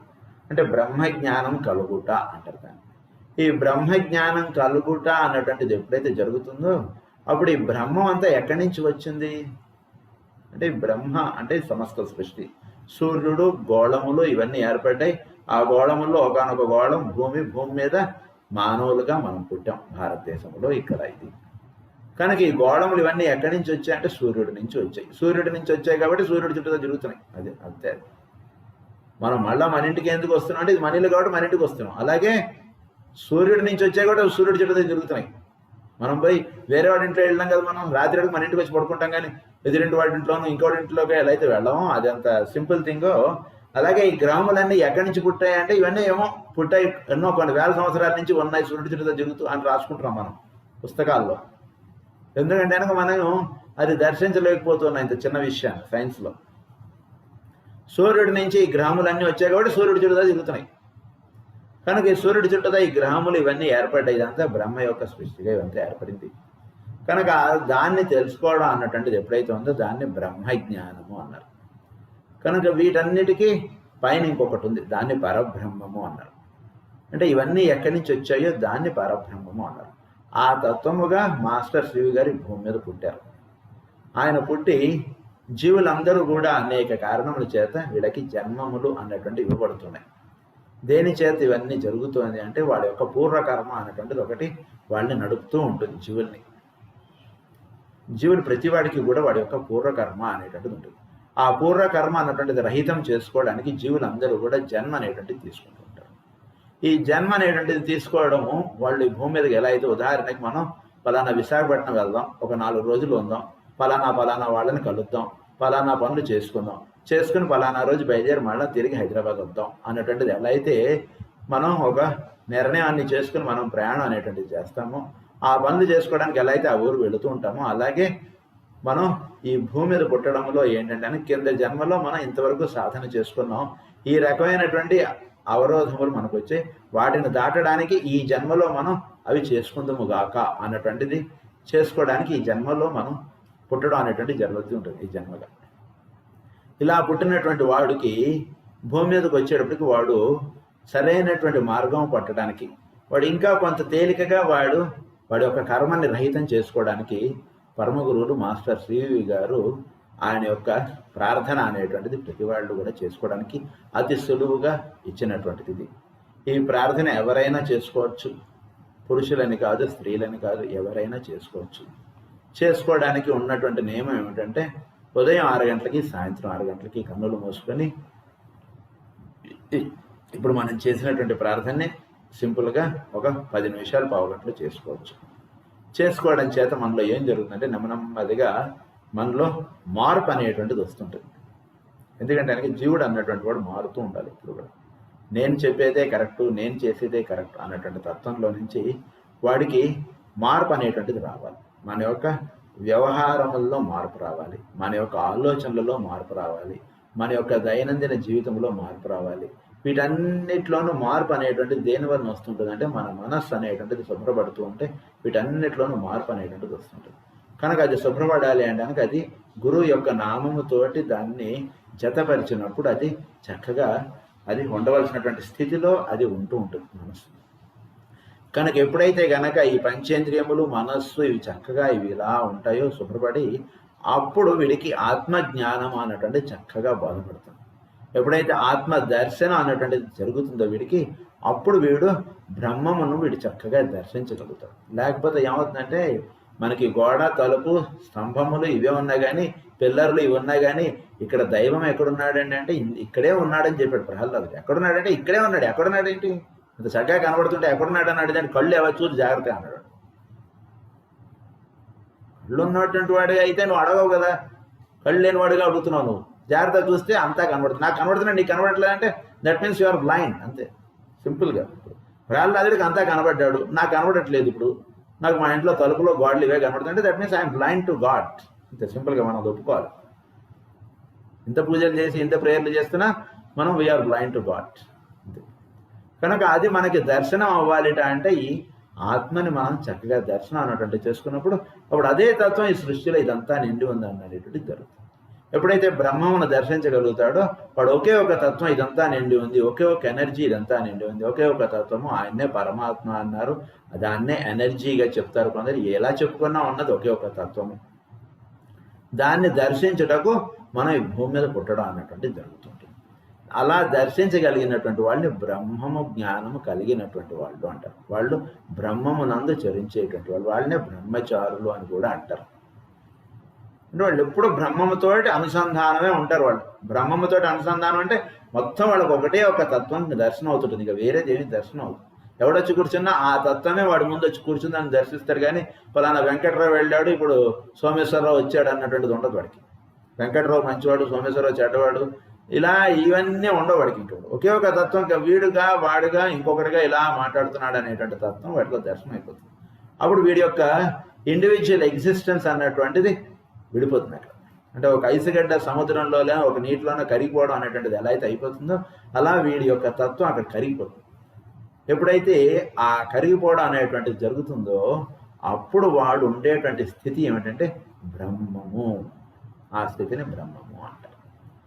ఆ స్థితిని మనకి అందివ్వడానికి పుట్టినటువంటి వారు మాస్టర్ సివి గారు. అంతే, ఒకే ఒకటి. ఆయన ఆ స్థితిని మనకి ఇవ్వడానికి ఈ గ్రహ గోళాదుల్లో కూడా ఆయన కొన్ని మార్పులు చేశారు. ఎందుకంటే ఆయనకు భూమి మీద ఉన్నటువంటి జీవులు వాళ్ళ యొక్క పూర్వకర్మ తెలుసో తెలియకో వాళ్ళు ఎన్నో తప్పులు ఇవన్నీ చేసుకున్నారు. మనం ఏదో తెలుసో తెలియక అనే, కానీ వీడు తప్పు చేశాడు కదా వీడిని ఫెయిల్ చేసేస్తానంటూ అలా అనేస్తే ఫెయిల్యూర్ క్యాండిడేట్స్ ఎక్కువ వచ్చేస్తున్నారు మనకి. అలా కాదు, వీడిలో కావాల్సినటువంటి మార్పు తీసుకొచ్చి ముఖ్యమైనటువంటి విషయములు వాడికి బోధన చేసి వాడిని ఏదో రకంగా వాడు పాస్ చేసి వాడు పై మెట్టు ఎక్కేటట్టుగా చేయాలి. ఎప్పుడైనా సరే ఎంకరేజ్ చేసేవాడు టీచర్, కానీ ఏ రకంగా వీడు తప్పు అనేటువంటి చూపించాడు వాడు సాడిస్ట్. ఏ రకంగా తప్పు అనేటువంటి చూపించడం గొప్ప కాదు, ఏ రకంగా వీడిని పాస్ చేసి వీడిని పై క్లాసుల్లోకి పంపిస్తాం. అంటే విత్ గివింగ్ మినిమం నాలెడ్జ్, అంటే ఏమీ లేకుండా వీడిని కాపీ కొట్టించేసి పాస్ చేయించుదాం అని కాదు. తెలుసుకుని మినిమం వీడికి తెలుసుకుని ఏమిటి వీడిని నెమ్మదిగా వీడిని పాస్ చేయడం అన్నటువంటిది. అలా చూసేటువంటి వాళ్ళు గురువులు అనమాట. కనుక ఈ పూర్వకర్మ అనేటువంటిది ఏమిటంటే వీడిని ఈ రకంగా ఇది చేస్తుంది. కాబట్టి ఆ గ్రహ గోళాదుల్లో కూడా కావాల్సినటువంటి సర్దుబాట్లు అనేటువంటి మాస్టర్ సివివి గారు చేశారు. ఎందుకంటే ఆయన పరబ్రహ్మ తత్వము కాబట్టి, బ్రహ్మము నుంచి ఇవన్నీ వచ్చాయి కాబట్టి, ఆ తత్వమును కలిగినటువంటి వాళ్ళు కాబట్టి ఏ రకంగా అయితే ఇవన్నీ ఉంటుండడం చేత అతి సులువుగా భూమి మీద ఉన్నటువంటి జీవులు పరిపూర్ణులుగా అవగలుగుతారో ఆ విధముగా ఈ సౌరమండలం కానీ ఈ సృష్టి అంతా కానీ ఏర్పాటు చేయడానికి మాస్టర్ శివి గారి భూమి మీద పుట్టారు. కనుక అట్లా చేయడానికి ఆయన చేసినటువంటి ఈ అడ్జస్ట్మెంట్స్ అన్నటువంటి కొన్ని ఉన్నాయి. అంటే పూర్వకర్మ అన్నటువంటిది జీవుల్లో ఎన్నో రకాలుగా వాళ్ళని బంధి అన్నటువంటి చేస్తుంటుంది. అంటే ఉదాహరణకి క్రితం జన్మలో ఎవరికైనా ఏదైనా ఇబ్బంది కలిగించి ఉండుంటే ఈ జన్మలో వాడు ఆ ఇబ్బంది ఫేస్ చేయడం అన్నటువంటిది ఉంటుంటుంది. అయితే మాస్టర్ సివి గారు ఆయన ఏం చేశారంటే కనుక వీడికి అలా ప్రతిదీ వీడిలో నుంచి పాస్ ఆన్ అవ్వాలి అంటే కనుక వీడికి ఒక 10 జన్మలో 20 జన్మలో ఎన్నో జన్మలు పడుతుంది ఆ పూర్వకర్మ అంతా రహితం చేసుకోవడానికి. కానీ మాస్టర్ సివి గారు ఏం చేశారంటే అతి సులువుగా ఈ అన్నిటి యొక్క ఎక్స్పీరియన్సెస్ వీడికి అతి తేలికగా అందేటట్టుగా చూసి పెట్టడం అనేటువంటిది మాస్టర్ సివి గారు చేసినటువంటి, అంటే నా దృష్టిలో ఇట్లా చేసినది ఈ గురువు గారు మాస్టర్ సివి గారు. అంటే పూర్వకర్మ అన్నటువంటిది ఉదాహరణకి మనం 10,000 బ్యాంకుకి కట్టాలనుకోండి, నా దగ్గర డబ్బులు లేవు అని చెప్పి నేను అంత కట్టలేని స్థితిలో ఉన్నాను, నిజంగానే కట్టలేని స్థితిలో ఉన్నటువంటి వాడు వెళ్ళి మేనేజర్ని వెళ్ళి కలిగితే మేనేజర్ ఏం చేస్తారంటే అయితే ఓ పని చేస్తాను నాయన, నువ్వు 10,000 కట్టక్కర్లేదు, బ్యాంక్ వాళ్ళు పై హెడ్ ఆఫీస్ నుంచి నువ్వు 10,000 కట్టాలని రాశారు, కానీ నువ్వు 10,000 కట్టకుండా నువ్వు మినిమం కట్టేటట్టుగా నేను మాట్లాడతా వాళ్ళతో, కానీ నువ్వు ప్రతి నెల వచ్చి ఇంత డబ్బు నువ్వు కట్టి వెళ్ళిపోతావు, అప్పుడు నేను వాళ్ళతో మాట్లాడతాను. ఏమంటే వాడు 10,000 కట్టలేడు, వాడి దగ్గర 5,000 తీసుకుని మనం అకౌంట్ క్లోజ్ చేసేద్దాం అన్నటువంటిది నేను మాట్లాడతాను అని మేనేజర్ చేస్తాడు ఆ పని. అది ఎట్లాగో మాస్టర్ సివి గారు ఏంటంటే కనుక మన యొక్క పూర్వకర్మ అన్నటువంటిది ఎన్నో జన్మల నుంచి వస్తున్నటువంటి ఈ కర్మని మనకి అతి తక్కువగా ఉండేటట్టుగా చేసి దాని యొక్క పూర్తిగా ఆ పూర్వకర్మ వల్ల మనకి ఎటువంటి ఎక్స్పీరియన్స్ అయితే రావాలో ఆ ఎక్స్పీరియన్స్ మనకిస్తూ మనం తగుమాత్రముగా, అంటే చాలా తక్కువైనటువంటి కష్టముతోటి మనం దాన్ని దాటేటట్టుగా చేస్తూ ఉండేటటువంటి వాళ్ళు మాస్టర్ సివి గారు. ఎందుకంటే కనుక వీడు ఈ క్లాస్లోనే ఇలా ఉండిపోతే వీడు ఎప్పుడు పాస్ అవుతాడు? వీడు ఈ భూమి మీద ఇలా ఉండిపోతాడు, వీడు అన్నాడైనా సరే. నెక్స్ట్ దానికి వెళ్ళలేడు. నెక్స్ట్ దానికి వెళ్ళాలంటే వీడికి ఇటువంటి అడ్జస్ట్మెంట్స్ ఇటువంటి చేసి వీడిని నెక్స్ట్ స్టెప్ వీడిని ఎక్కించాలి. అది మాస్టర్ సివి గారు తీసుకున్నటువంటి నిర్ణయం. కనుక ఆయన ఏం చెప్పారంటే కనుక మన యొక్క పూర్వకర్మని తగు మాత్రముగా మనం అనుభవింపజేసేటట్టు చేసి మనని నెక్స్ట్ స్టెప్లోకి లేదా పరిపూర్ణులుగా చేయడానికి ఆయన యొక్క యోగం అన్నటువంటిది భూమి మీద ఉన్నటువంటి వాళ్ళకి ఇచ్చారు. అయితే యోగం చేసేటప్పుడు ఆయన ఇంకా కొన్ని నియమములు అన్ని కొన్ని చెప్పారు ఆయన మనకి. ఏమిటి నియమములు అంటే కనుక మనం ప్రతిరోజు కూడా చక్కగా మనం ప్రార్థన చేయాలి. 2 రోజులు చేసి 4 రోజులు మానేసి మళ్ళీ 3 రోజులు చేసి మళ్ళీ 4 రోజులు మానేసి ఇలా చేయకూడదు. చక్కగా నియమముగా ఉండాలి. సృష్టిలో సమస్తము నియమబద్ధంగా జరుగుతుంది, అది మనం బాగా గమనించుకోవాలి. కనుక మనము కూడా మన జీవితంలో ఒక నియమము అన్నటువంటిది కొన్ని పెట్టుకోవాలి. మనం లైఫ్లో we should be more principled in our habits and in our works. So ఎందుకంటే కనుక ప్రిన్సిపల్డ్గా ఉన్నటువంటి వాడు శని చేత రక్షింపబడతాడు. ఎవడైతే కనుక ప్రిన్సిపల్డ్గా ఉండడో వాడి శని చేత శిక్షింపబడతాడు. ఇది బాగా గుర్తుంచుకోండి. లైఫ్లో ఎవడైతే డిసిప్లైన్డ్గా ఉంటాడో వాడికి శని నెక్స్ట్ హయ్యర్ స్టెప్స్ ఇస్తాడు. శని అనేటువంటి వాడు ఒక ప్రిన్సిపాల్ లేదా ఒక పీటీ సార్, ఒక ప్రిన్సిపాల్ లాంటి వారు.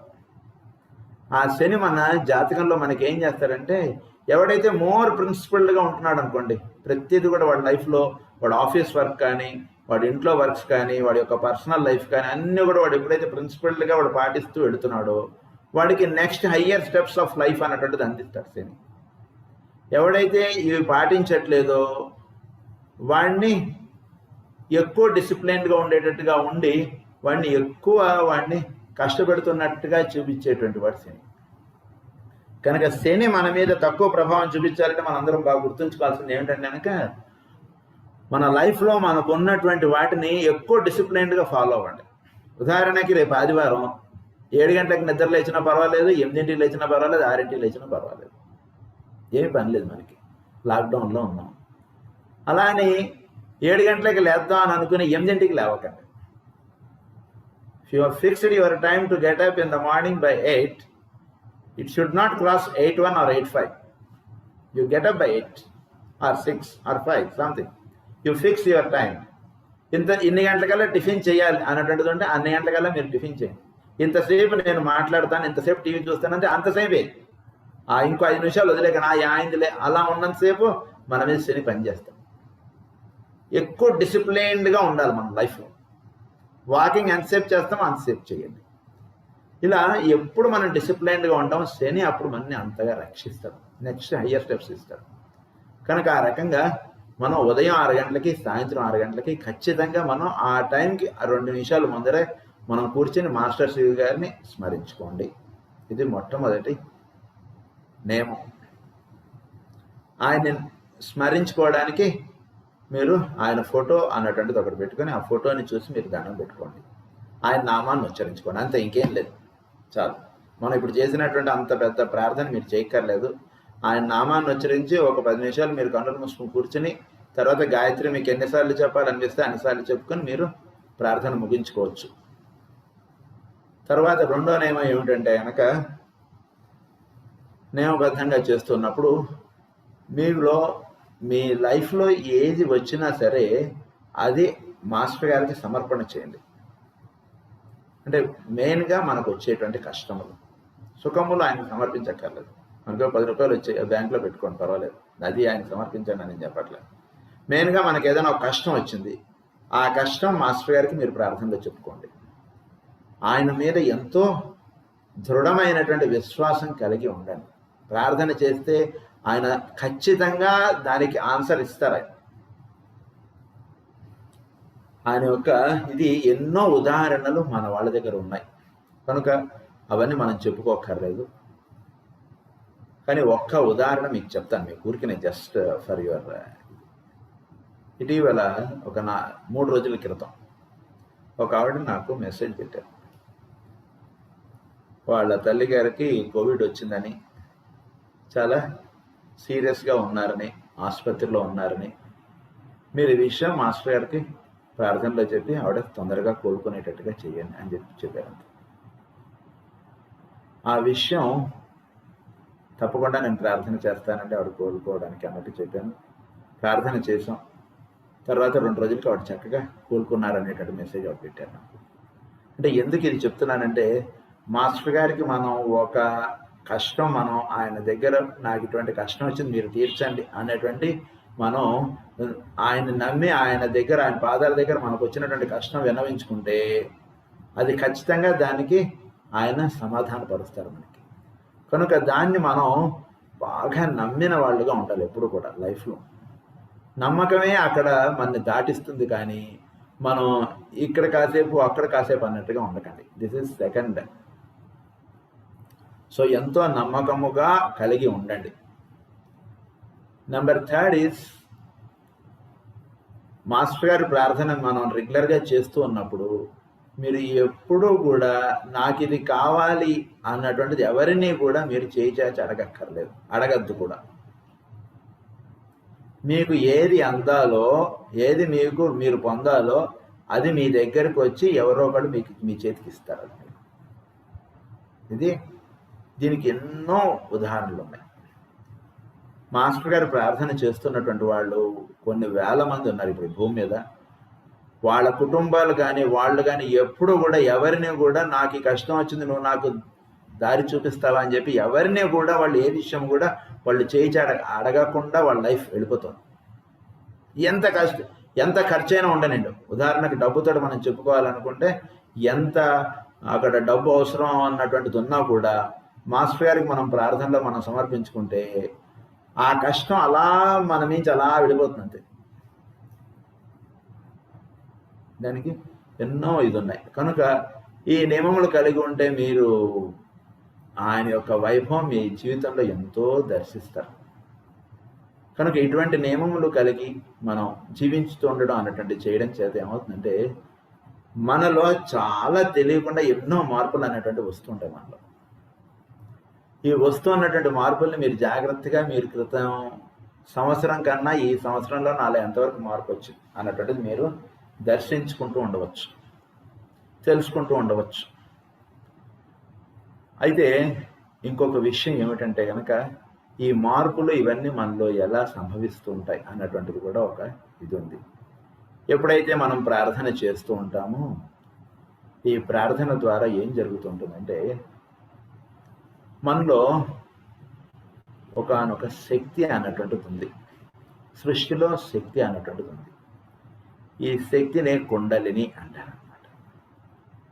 ఈ కుండలిని మనలో ఉన్నటువంటి కుండలిని అంటే శక్తి, ఎనర్జీ, మనం నడవటానికి మనం మాట్లాడటానికి మనలో పనిచేస్తున్నటువంటి ఈ శక్తి చోటులో ఈ విధంగా ఈ భూమి మీద ఎన్ని రకాలైనటువంటి చెట్లు మొలవటం కానీ, ఈ భూమి మీద ఎన్నో రకాలైనటువంటి కార్యక్రమం ఇవన్నీ జరుగుతూ ఉండటం కానీ, భూమి సూర్యుడి చుట్టూ తిరగడానికి కానీ, ఈ భూమిలో కూడా ఒకనొక శక్తి ఉంది.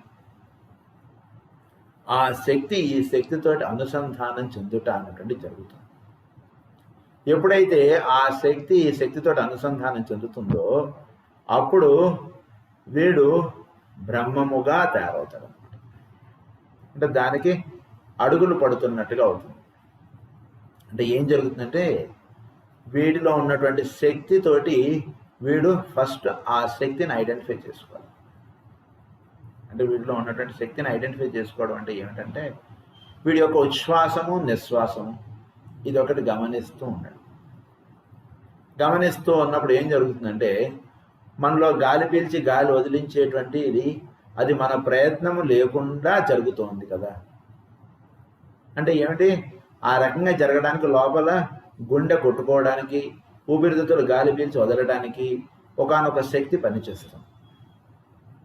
ఆ శక్తినే కుండలిని అని అన్నారు. ఆ శక్తి అలా పనిచేయడం చేత మనలో మన యొక్క ప్రమేయం లేకుండా మన దేహంలో ఉన్నటువంటి అవయవములన్నీ కూడా వాటి పనులు అవన్నీ చేసుకుంటూ వెళ్తున్నాయి.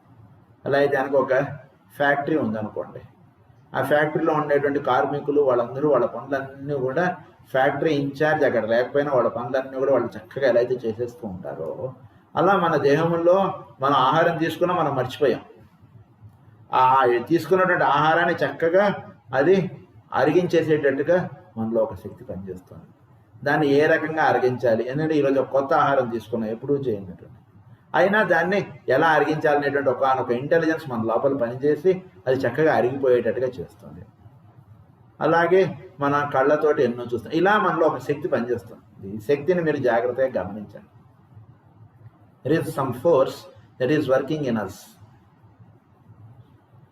సో ఆ ఫోర్స్కి మీరు పేరు తర్వాత పెడుతుంది, దాన్ని కుండలిని అంటారు అన్నమాట. ఆ కుండలిని శక్తి మనలో మన యొక్క వెన్నెముకలో ఉంటుంటుంది. ఈ శక్తి ఆ వెన్నెముకలో నుంచి మన దేహావయములన్నిటికీ కూడా ఇది వ్యాపిస్తూ ఉంటుంది. కనుక మన వెన్నెముకలో ఉన్నటువంటి ఈ శక్తి ప్రధానముగా ఒక 6 కేంద్రముల్లో ఇది నిక్షిప్తమై ఎక్కువగా ఉంటుంది. వాటినే షట్చక్రములు అంటారు. ఈ షట్చక్రముల్లో ఈ శక్తి ఎక్కువగా నిక్షిప్తమై ఉంటుంది. కనుక ఆ చక్రముల్లో ఉన్నటువంటి శక్తి మన యొక్క దేహంలో ఉన్నటువంటి అన్ని భాగములకి ఆ శక్తి అన్నటువంటిది వస్తూ ఉంటుంది. ఈ శక్తి మనలో చక్కగా ఛానలైజ్ అయ్యేటట్టుగా చేసేటువంటిది మాస్టర్ సివి గారి ప్రేయర్ అనమాట.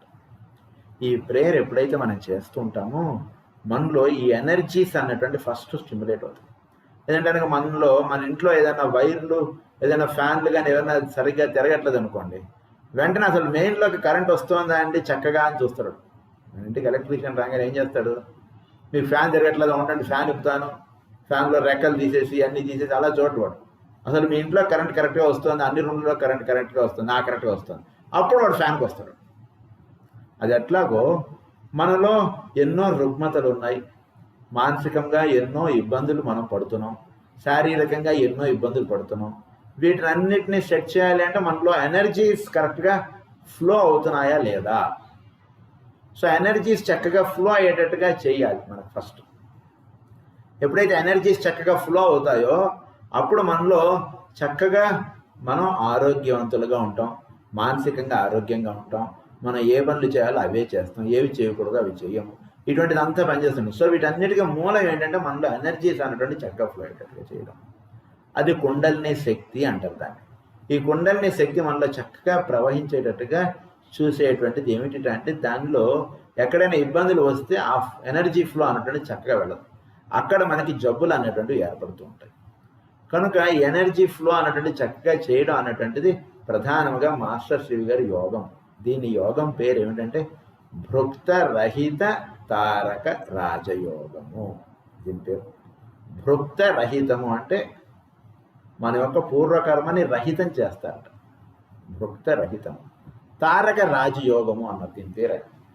అంటే అన్ని యోగముల్లో కన్నా గొప్ప యోగం ఏమిటంటే రాజయోగము. యోగములు చాలా పద్ధతులు ఉన్నాయి.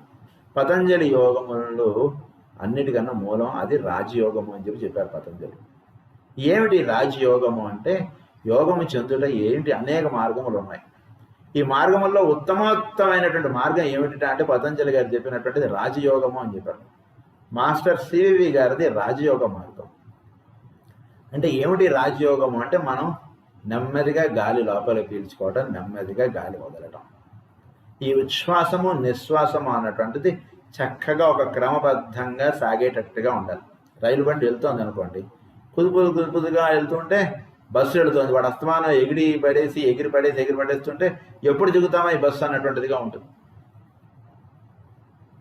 బస్సు ఎప్పుడు ఆపుతాడా, ఎప్పుడు దిగుతాం, ఎందుకంటే వాడు స్పీడ్ బ్రేకర్లో చూడట్లేదు, వాడు గుంటలో చూసుకోవట్లేదు, వాడు ఒకటే పోనిస్తున్నాడు అంతే. పోనిస్తుంటే ఎప్పుడు దిగుతామో రా నాయన ఈ బస్సు అనవసరంగా ఎక్కామన్నట్టుగా అనిపిస్తుంది.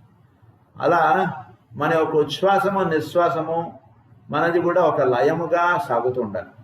కోపం వచ్చిందనుకోండి ఎలా ఉంటుంది మన ఉచ్ఛ్వాస నిశ్వాసాలు, ఆ ఉచ్ఛ్వాస నిశ్వాసం చూస్తేనే తెలిసిపోతుంది వీడికి చాలా కోపంగా ఉన్నాడు నాయన అంటూ మాట్లాడతాడు. బాధ కలిగింది అనుకోండి మన యొక్క ఉచ్ఛ్వాస నిశ్వాసాలు మారుతాయి. మనం ఏదైనా నష్టపోయాని వార్త తెలిసింది అనుకోండి ఉచ్ఛ్వాస నిశ్వాసాలు మారుతాయి. మనకి టైంకి భోజనం పెడతా అన్నటువంటి వాళ్ళు ఇంట్లో వాళ్ళు భోజనం పెట్టలేదు అనుకోండి ఉచ్ఛ్వాస నిశ్వాసాలు మారిపోతాయి. 8:00కల్లా మనకి మనకి డిన్నర్ పెట్టాలనుకోండి, వాళ్ళు 8:30 చేశారనుకోండి, యొక్క ఉచ్ఛ్వాస నిశ్వాసాలు మారిపోతుంటాయి. కనుక ఇలా మన యొక్క దైనందిన జీవితంలో పొద్దున్నుంచి రాత్రి దాకా బస్సు టైంకి రాలేదనుకోండి, ఉచ్ఛ్వాస నిశ్వాసాలు మారిపోతాయి. ట్రాఫిక్లో ఇరుక్కున్నాం అనుకోండి, ఉచ్ఛ్వాస నిశ్వాసాలు మారిపోతుంటాయి. ఎవడైనా మనని ఇబ్బంది పెట్టేవాడు ఫోన్ చేస్తే మనం వచ్చే ఉచ్ఛ్వాస నిశ్వాసం మారిపోతుంటుంది. దాని యొక్క లయ దెబ్బతింటుంది అనమాట. ఇలా మనం గమనించుకుంటే మన యొక్క రోజులో మన యొక్క ఉచ్ఛ్వాస నిశ్వాసం వల్ల ఉన్నటువంటిది ఒక ఈసీజీ గ్రాఫ్ తీసినట్టుగా దీన్ని ఒక గ్రాఫ్ తీసి చూపించారనుకోండి, ఏమైపోతుంది మనది? ఎన్నో ఇదిగా ఉంటుంది చాలా. కనుక అలా కాకుండా మన యొక్క ఉచ్ఛ్వాస నిశ్వాసంలో అన్నటువంటిది ఒక క్రమబద్ధముగా ఉండేట్టుగా చూసుకోవాలి. అది ఒక లయబద్ధంగా సాగాలి. ఎప్పుడైతే మన యొక్క ఉచ్ఛ్వాస నిశ్వాసం లయబద్ధంగా వెళుతూ ఉంటుందో అప్పుడు దీర్ఘ ఉచ్ఛ్వాసము దీర్ఘ నిశ్వాసం అన్నటువంటి చేస్తుంటాం. మనం కోపం వచ్చిందనుకోండి, 1 నిమిషంలో మన పల్స్ రేట్ చూస్తే ఎలా ఉంటుంది? 120 140 వెళ్ళిపోతుంది. అదే ధ్యానం చేసుకుంటున్నప్పుడు పల్స్ రేట్ చూస్తే కరెక్ట్గా 70 కొట్టుకుంటుంది. అంటే ఏమైపోయింది? వీడు కోపం తెచ్చుకునేటప్పటికీ వీడి యొక్క 2 minutes లైఫ్ స్పాన్ అన్నటువంటిది కాస్త 1 minute వచ్చేసింది. అంటే 2 నిమిషాలు గాలి దానిది 140కి వెళ్ళేది, 1 నిమిషంలోనే వాడు 140 పీల్చుకుంటాడు. దానివల్ల ఏమైపోయింది? వీడి యొక్క లైఫ్ స్పాన్ తగ్గిపోతుంది. ఉదాహరణకి వాడు పుట్టినప్పటి నుంచి వాడు దేహం వదిలేసే లోపు 10 సార్లు ఉచ్ఛ్వాస నిశ్వాసంలో ఉందనుకోండి, వీడు కోపం వచ్చినప్పుడు లేదా వీడికి తొందర టెన్షన్లు వీటిలోకి వెళ్ళేటికి వీడి యొక్క లయ అనేటువంటి తొందరగా అయిపోతుంది. దానివల్ల ఏమైపోయింది? వాడి జన్మలో 10 సార్లు తీసుకోవాల్సినది వాడి యొక్క లైఫ్ స్పాన్ అనేటువంటి తగ్గిపోయి వాడు దానికన్నా ముందరే వాడు ఇదైపోతున్నాడు. అందు గురించి మన యొక్క ఉచ్ఛ్వాస నిశ్వాసములు అన్నటువంటిది అది క్రమముగా సాగుతూ ఉండేట్టుగా చూసుకోవాలి. అంటే అది న్యాచురల్గా అది క్రమముగా ఉంటుండాలి. ఏదో ఫోర్స్ఫుల్గా మీరు టెన్షన్లు పెట్టుకోకండి, మీరు టెన్షన్లు పడకండి అంటే వాడికే తెలుసు వాడు టెన్షన్ పడుతుంటే వాడికి బీపీ పెరుగుతుంది, కానీ వాడు కంట్రోల్లో ఉండట్లేదు. అంటే ఇది ఎన్నోసార్లు ఇలా ఎగిడి దిగిడి అయిపోయాడు. దాని బ్రేకులు ఈ క్లచ్లు ఏవి పనిచేయట్లేదు ఆ బస్సువి. డ్రైవర్కి తెలుసు అక్కడ బ్రేక్ కొట్టాలి, ఎందుకంటే వాడు బ్రేక్ కొడుతుంటే బ్రేక్ పడట్లేదు, అందుగురించి వాడు బ్రేక్ కొట్టట్లేదు. వాడు అలా అయిపోతున్నాడు మన యొక్క ఉచ్ఛ్వాస నిశ్వాసం. కనుక మన యొక్క ఉచ్ఛ్వాసము నిశ్వాసము ఇది ఇలా క్రమముగా సాగేటట్టుగా చూసుకోవాలి. ఎప్పుడైతే మనది క్రమముగా ఉంటుందో అప్పుడు మన యొక్క గుండె కొట్టుకోవడం అది చక్కగా లయముగా అలా కొట్టుకుంటుంది. అంటే మన నిత్య జీవితంలో ఇవన్నీ సాధ్యమేనా చెప్పుకోవడానికి బాగుందండి. ఇవన్నీ సాధ్యమేనా? వాడు డబ్బులు ఇస్తా అన్నాడు, వాడు డబ్బులు ఇవ్వలేదనుకోండి, మన యొక్క ఉచ్ఛ్వాస నిశ్వాసాలు మారిపోతే దానికన్నా ఇది ఎక్కువ నష్టం. అది బాగా తెలుసుకోవాలి. వాడు 10,000 ఇస్తా అన్నాడు, ఉదాహరణకి అప్పు తీసుకున్నాడు, ఈరోజు నాకు కడతా అన్నాడు 29 మే, ఈ లెక్చర్ అవ్వగానే వాడు రావాలి. నా యొక్క ఉచ్ఛ్వాస నిశ్వాసాలు ఈ లెక్చర్ మీద ఉండదు. వాడు ఎప్పుడు వస్తాడు, గేట్ చెప్పడైందా, వాడు వచ్చాడా, దీని మీద వెళ్ళిపోతుంటుంది. అలా వాడు గుర్తు వచ్చినప్పుడల్లా మన యొక్క ఉచ్ఛ్వాస నిశ్వాసం మారిపోతుంటాయి. వాడు ఇవ్వబోయేటువంటి 10,000 కన్నా నా యొక్క ఉచ్ఛ్వాస నిశ్వాసం లయముగా ఉండటం ఎక్కువ విలువ కలిగినటువంటిది. అది బాగా తెలుసుకోవాలి. వాడికి డబ్బులు ఇవ్వడానికి ముందరే మనం ఆలోచించుకోవాలి. వాడు రేపు పొద్దున ఇవ్వకపోతే నా యొక్క ఉచ్ఛ్వాస నిశ్వాసములు మారతాయి, అయితే నేను డబ్బులు ఇవ్వను వాడికి.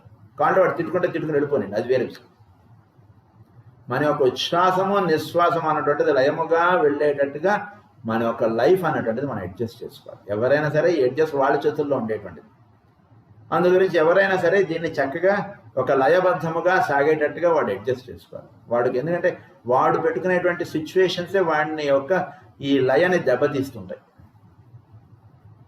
అందు గురించి వాడి యొక్క లైఫ్లో వాడికి ఏర్పడేటువంటి సిచ్యువేషన్స్ని వాడు కొన్ని పెట్టుకోకూడదు. ఉదాహరణకు అదేదో చేస్తే ఒక రోజులోనే 10,000 వస్తుందిట,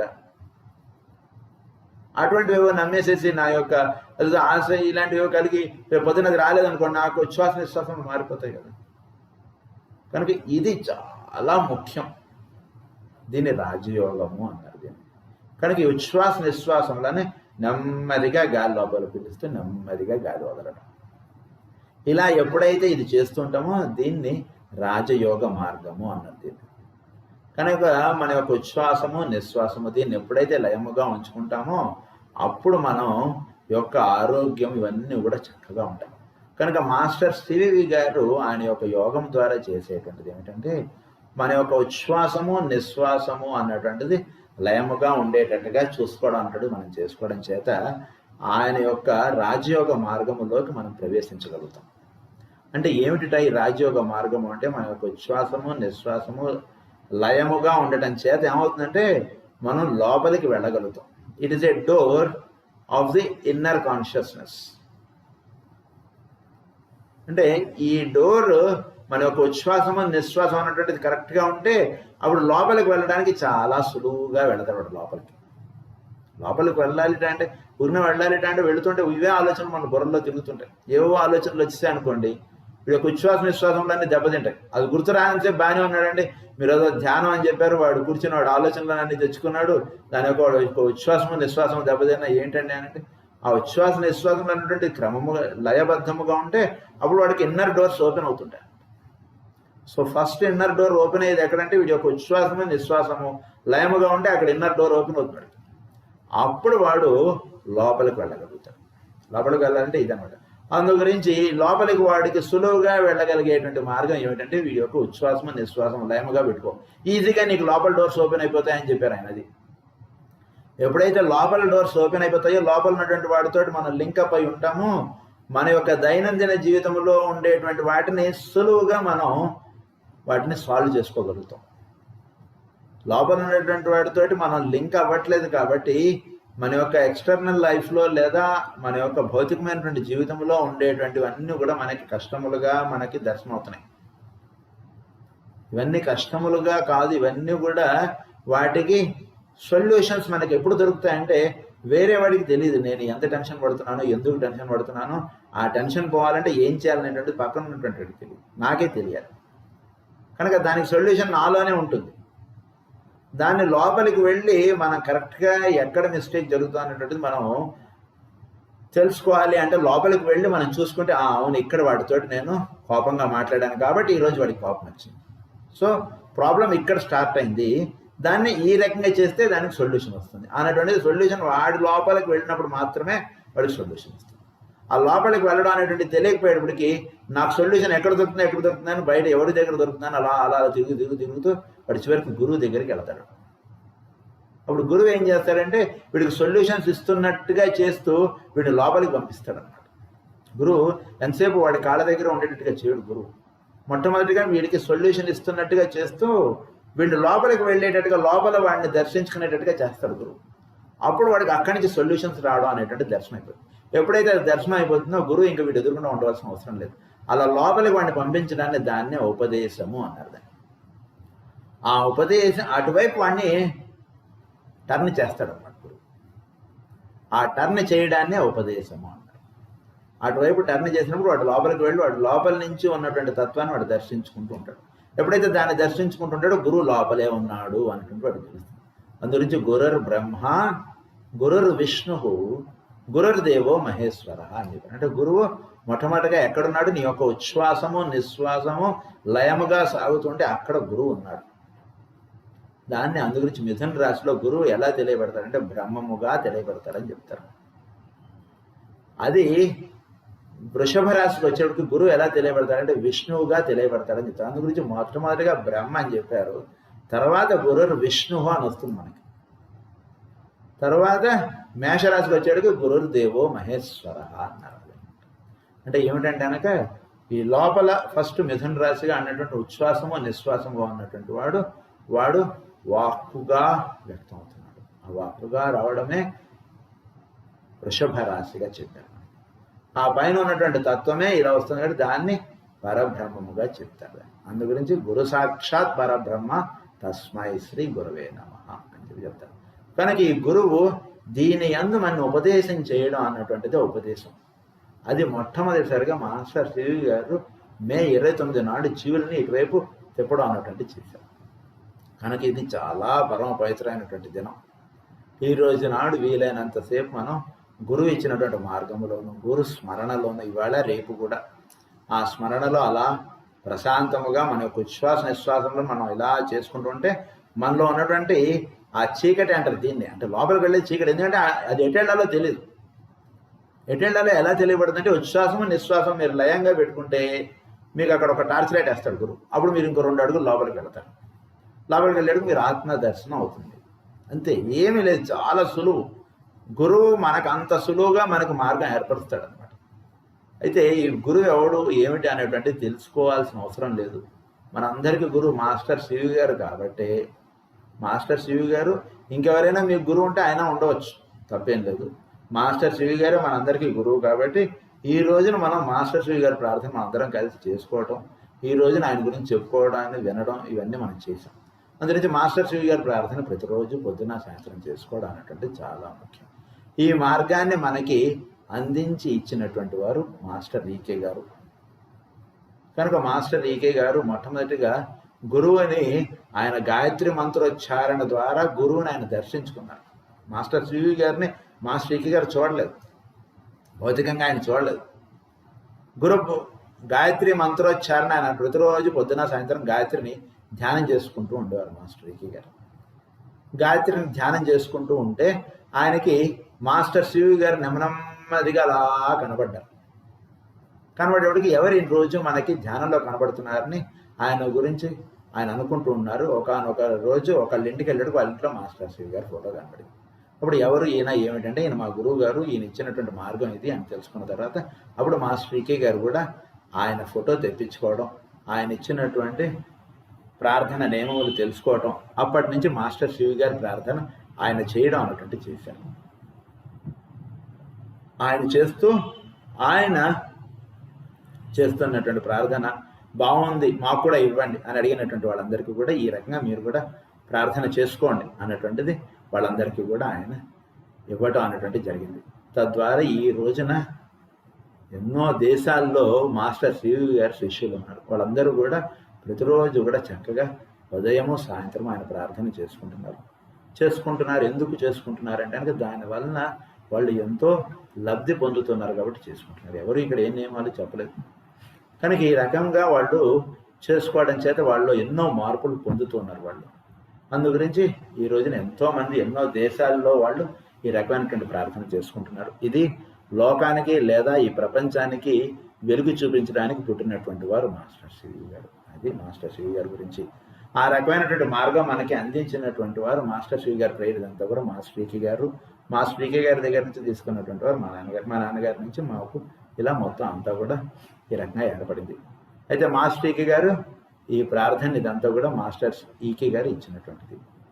అయితే మాస్టర్ ఈకే గారి గురించి కూడా మనం 2 వాక్యములు చెప్పుకోవాలి. ఎందుకంటే కనుక మాస్టర్ సివి గారు అంటే అదొక పెద్ద వెలుగు. ఆ వెలుగును మనకి తేలికగా దర్శింపజేసి మనకు ఆ వెలుగు ఉందన్నటువంటి చూపించినటువంటి వారు మాస్టర్ ఈకే గారు. మాస్టర్ ఈకే గారు ఆయన ఈ రకంగా మాస్టర్ సివి గారిని దర్శించుకుని ప్రతిరోజు ప్రార్థన ఆయన చేస్తుంటారు. అంతేకాకుండా మాస్టర్ ఈకే గారు ఆయన ప్రముఖ హోమియో వైద్యులు. ఎంతోమందికి ఎన్నో రకాలైనటువంటి జబ్బులు అతి సులువుగా ఆయన చాలా తేలికగా ఆయన మందులు వేస్తే, ఒక డోస్ వేస్తే అలా రోగాలు తగ్గిపోయి, ఎక్కడ కూడా తగ్గనటువంటి రోగములు ఆయన దగ్గర కొద్దిపాటి వైద్యం చేసుకోవడం చేత వాళ్ళకి ఆ రోగములన్నీ కూడా తగ్గిపోతుండేవి.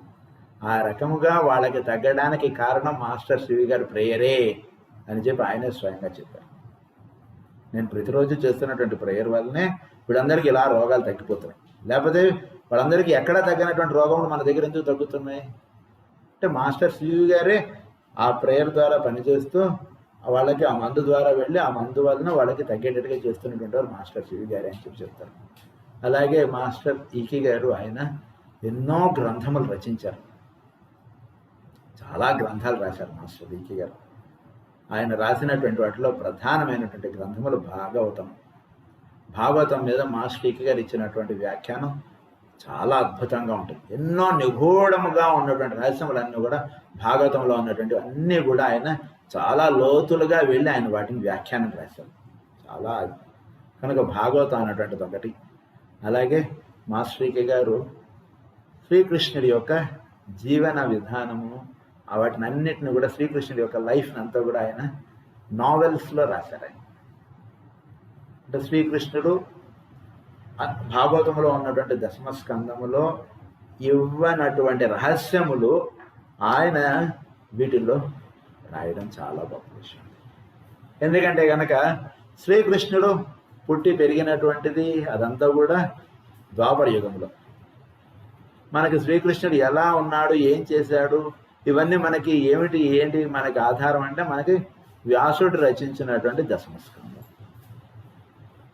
అయితే ఇందులో ఒక చాలా అద్భుతమైనటువంటి విషయం ఏమిటంటే, వ్యాసుడు రచించినటువంటి రహస్యములు మాస్టరీక గారు కృష్ణుడికి సంబంధించినటువంటి ఆయన ఇచ్చినటువంటి నవల్లో ఆయన రాస్తారు. అది ఆయన మరి ఎలా రాశారు అంటే, ఆయన ఇప్పుడు ఉండి ఆయన ఆ టైంకి ఆయన వెళ్ళి అక్కడ జరిగినటువంటి కృష్ణుడు ఆ వాటితోటి ఆయన అనుసంధానం చెంది అప్పుడు అక్కడ జరిగినటువంటి రహస్యములన్నీ కూడా వాటిలో రాస్తారు. చాలా అద్భుతమైనటువంటి గ్రంథములు అవి. అంటే మీరు జస్ట్ ఆ బుక్ జస్ట్ ఒక నావెల్గా ఉంటుంది, అది అలా చదువుతుంటే మీరు అలా టైం మర్చిపోతారు. అంతే, మీ చుట్టూతా కృష్ణుడు వాళ్ళందరూ అలా ఉన్నట్టుగా అలా అందులో లీనమైపోతారు. అంత అద్భుతమైనటువంటి గ్రంథములు అవి. అవి ప్రధానంగా 7 అని చెప్పి ఆయన 4 రాశారు. ఆయన అందులో శ్రీకృష్ణుడు పుట్టడానికి ముందు, శ్రీకృష్ణుడు పుట్టడం, దాని వరకు ఒక గ్రంథం రాస్తారు. శ్రీకృష్ణుడు పుట్టిన తర్వాత నుంచి మళ్ళీ శ్రీకృష్ణుడు అక్రూరుడితోటి మధురకు వెళ్ళిపోవడం, అక్కడ కంసవధ, దానికి సంబంధించినదంతా కూడా 2వ గ్రంథంగా రాస్తారు. తర్వాత 3 గ్రంథములు వస్తాయి, అవి రాయలేదు ఆయన. దాని తర్వాత 6వ గ్రంథం రాశారు, మంద్రజాలం అని చెప్పి. అందులో మహాభారత యుద్ధానంతరము ద్వారకలోనూ భారతదేశంలోనూ ఏర్పడినటువంటి సమస్యల్ని, ఇబ్బందుల్ని, కష్టముల్ని, వీటన్నిటినీ ఎలా శ్రీకృష్ణుడు సాల్వ్ చేశారు. అంటే ప్రస్తుతం ఉన్నటువంటి సమస్యలు ఉండేవని అప్పుడు కూడా ఉంటాయి, అవన్నీ ఆయన చెప్తారు. దాన్ని శ్రీకృష్ణుడు ఎలా వాటిని అన్నిటినీ కూడా ఆయన సాల్వ్ చేశారు అన్నటువంటిది. తర్వాత శ్రీకృష్ణుడి యొక్క దేహచాలన అన్నటువంటి ఘట్టములు, తర్వాత పరీక్షిత్తు, దాన్ని 4వ గ్రంథంగా 7వ గ్రంథంగా పురుషమేధం అన్నటువంటిది వస్తుంది. ఇలా ఇవి 7 గ్రంథములు, అందులో 4 మాస్టరీకి గారు రాశారు. అందులో మొట్టమొదటిది పురాణ పురుషుడు. అందులో శ్రీకృష్ణుడి యొక్క జననము ఇవన్నీ కూడా చక్కగా ఆయన అంటే చాలా అంటే మనకి భాగవతము అంటే వ్యాసుడు కొంతవరకు ఇచ్చారు, దానికన్నా ఇంకా లోతైనటువంటి విషయములు కొన్ని అందులో నిక్షిప్తముగా జాగ్రత్తగా చదువుకుంటే కానీ అర్థమవున్నటువంటి విషయములు మాస్టరీకి గారు ఆయన నావెల్స్లో అలా విప్పి చెప్పారు. అంతే, మీరు అది చదివితే మీకు ఎంతో మీకు అనుభూతి కలుగుతుంది. అసలు మాస్టరీకి గారి తత్వం మనకి తెలియాలి అంటే ఆయన గ్రంథముల ద్వారా తెలుస్తుంది. అంటే మాస్టరీకి గారి తత్వం అంతా కూడా ప్రేమతత్వం, అంతా ప్రేమయే. శ్రీకృష్ణుడి యొక్క తత్వం ఏమిటో అదే మాస్టరీకి గారి తత్వంలో అది మనం దర్శించుకోవచ్చు. కనుక అలా ఆ తత్వంతో అనుసంధానమే ఆయన రాశారు. ఆయన అదే ఆ తత్వంతో అనుసంధానం అన్నది తప్పు వర్డ్, అదే మళ్ళా భూమి మీదకి దిగి వచ్చారు మాస్టరీకి గారిగా. అందు గురించి అప్పుడు జరిగినటువంటి అన్నీ కూడా రాశారు. దీనికి సంబంధించినది ఒక పద్యం ఉంటుంది, ఏమనంటే కనుక కృష్ణ మకరందంలో వస్తుంది. కృష్ణుడికి పడుకోరా నాయన అని చెప్తుంది యశోద. పడుకోరా అంటే ఎంతసేపుడికి పడుకోవట్లేదు కృష్ణుడు. కథ చెప్పు, నువ్వు కథ చెప్తే పడుకుంటానంటే. సరే కథ చెప్తాను, నువ్వు పడుకో అన్నానంటే. ఏమిటి కథ అంటే ఆవిడ మొదలుపెట్టి అనగా అనగనగా అయోధ్య నగరం అనేటువంటిది ఉంది, దాన్ని దశరథ మహారాజు పాలిస్తూ ఉండేవాడు అన్నట్టు. ఆ దశరథ మహారాజుకి 4 కుమారులు అని చెప్పింది అన్నట్టు.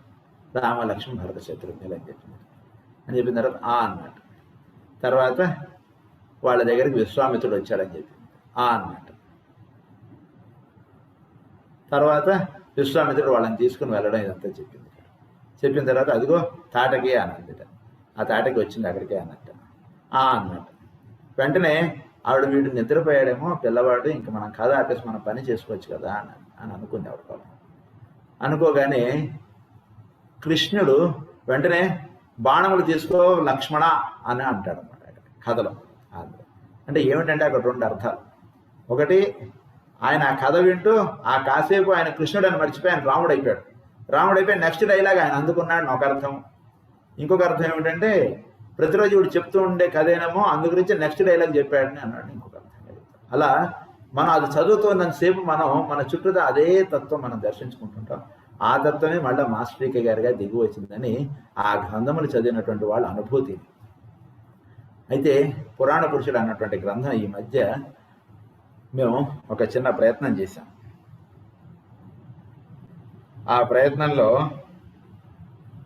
వాళ్ళు ఏంటంటే గనక పురాణ పురుషుడు అన్నటువంటిది కొందరి చేత చదివించడం అన్నటువంటి చేసింది. వాళ్ళందరికీ కూడా అంటే who are like minded of having to know about the life of lord Sri Krishna, వాళ్ళందరినీ కూడా ప్రతిరోజు మీరు శ్రీకృష్ణుడి యొక్క ఘట్టములు మీరు చదవండి. వాళ్ళెవరికి అసలు మాస్టర్కే మాస్టర్స్ ఏం తెలియదు, జస్ట్ వాళ్ళకి పుస్తకం నుంచి మీరు చదవండి అని చెప్పాం.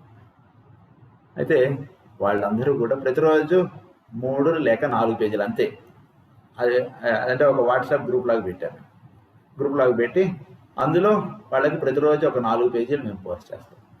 పోస్ట్ చేసేటప్పుడు వాళ్ళు ఆ 4 పేజీలే చదువుతారు. ఒకటే రోజు లేదా ఈ డేట్ కల్లా అయిపోవాలి, ఈ డేట్ కల్లా ఇలా ఎక్కువ పెట్టడం కాకుండా రోజుకు ఒక 4 పేజీలు అలా వాళ్ళు చదివేటప్పుడు వాళ్ళు చాలా అనుభూతి పొందారు. వాళ్ళు అది కరెక్ట్గా అనుకోకుండా నిన్న అది పరిసమాప్తమైంది. అది ముందుగా అనుకున్నది కాదు, అది ఆయన అరేంజ్మెంట్, అది అంతే. అది నిన్న కరెక్ట్గా అది పరిసమాప్తమైంది.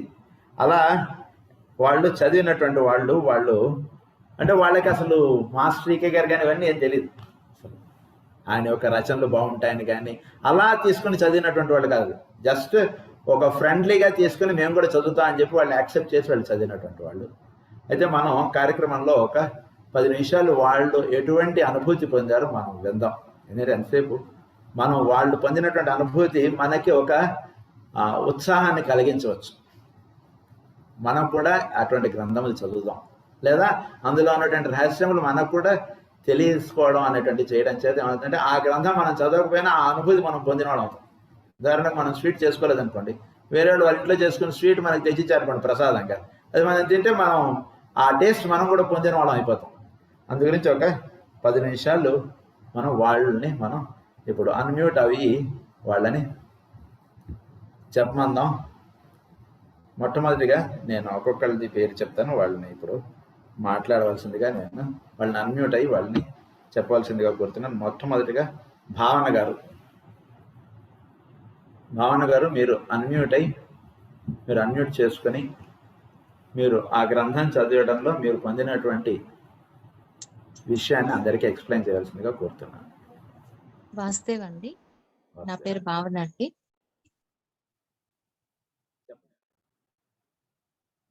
నేను అది నాకు మాస్టర్ గారితో కొంచెం నాకు నా చిన్నప్పటి నుంచి కొంచెం పరిచయం ఉందండి. అంతకృష్ణ మాస్టర్ గారి దగ్గర నేను ఇచ్చేస్తున్నాను, సేవ చేస్తూ ఉన్నాను. నాకు సుధాక్క గారు బాగా పరిచయం అయ్యారు. అక్కగారి ద్వారా ఇలా చేస్తే బాగుంటుందమ్మా అని చెప్పారండి. అలా చెప్పడం వల్ల నేను చేశాను, పారాయణ చేస్తున్నాను రోజు. ఆ చేయడం వల్ల నేను ఇంతకు ముందు బాగా మహాభారతం బుక్స్ చదివాను, రోజు పారాయణ లాగా పెట్టుకుంటాన్ని. దానికంటే కూడా ఇలా పెట్టడం వల్ల చాలా మంది అంటే నేను అంటే మనకి టైం లేక ఇది కాలేక చేస్తూ ఉండడం వేరు. ఇలా పెట్టడం వల్ల మనకి ఏంటంటే అందరూ చదువుతూ ఉంటే మనకి చాలా ప్రోత్సాహకరంగా అనిపిస్తుంది. నాకు తెలిసినంత వరకు చదవాలి, ఇంకా ముందు ఏముంటుంది, ఇంకా అంటే ఆ బుక్స్ లో లేనిది కూడా ఇప్పుడు ఎగ్జాంపుల్ గా చెప్పాలంటే తను యశోదాదేవి కడుపుతో ఉన్నప్పుడు వాళ్ళందరూ మాట్లాడుకోవడం, ప్రతి ఒక్క సంభాషణ కూడా చాలా చక్కగా, అసలు అక్కడ మనం ఉన్నామేమో అన్న ఫీలింగ్ తోటి, అంటే మనం అక్కడ ఉంటే వాళ్ళు మాట్లాడుకునేవి ఎలా ఉంటాయి ఏంటి అనే ప్రతి ఒక్క విషయం అంత సూక్ష్మంగా అసలు చాలా బాగా రాశారు. నాకు అది చాలా బాగా నచ్చింది. ఆ సన్నివేశాలు కానీ ఇవి కానీ చాలా బాగా అనిపించిందండి నాకు అది. చాలా సంతోషం. వాస్తవం. తర్వాత నెక్స్ట్ శ్రీదేవి గారు, మీరు కూడా ఒకసారి అన్మ్యూట్ చేసుకుని మీరు ఈ గ్రంథం చదవడంలో మీరు పొందిన అనుభూతిని, లేదా మీరు ఆ గ్రంథంలో మిమ్మల్ని బాగా ఆకర్షించినటువంటి ఘట్టము కానీ మీరు అందరికీ వివరించవలసిందిగా కోరుతున్నాను. ఒక 2 minutes అండి, అమ్మ బయటికి వెళ్ళారు. నెక్స్ట్ వేరే వాళ్ళు మాట్లాడిన తర్వాత అమ్మ. నెక్స్ట్ చంద్రశేఖర్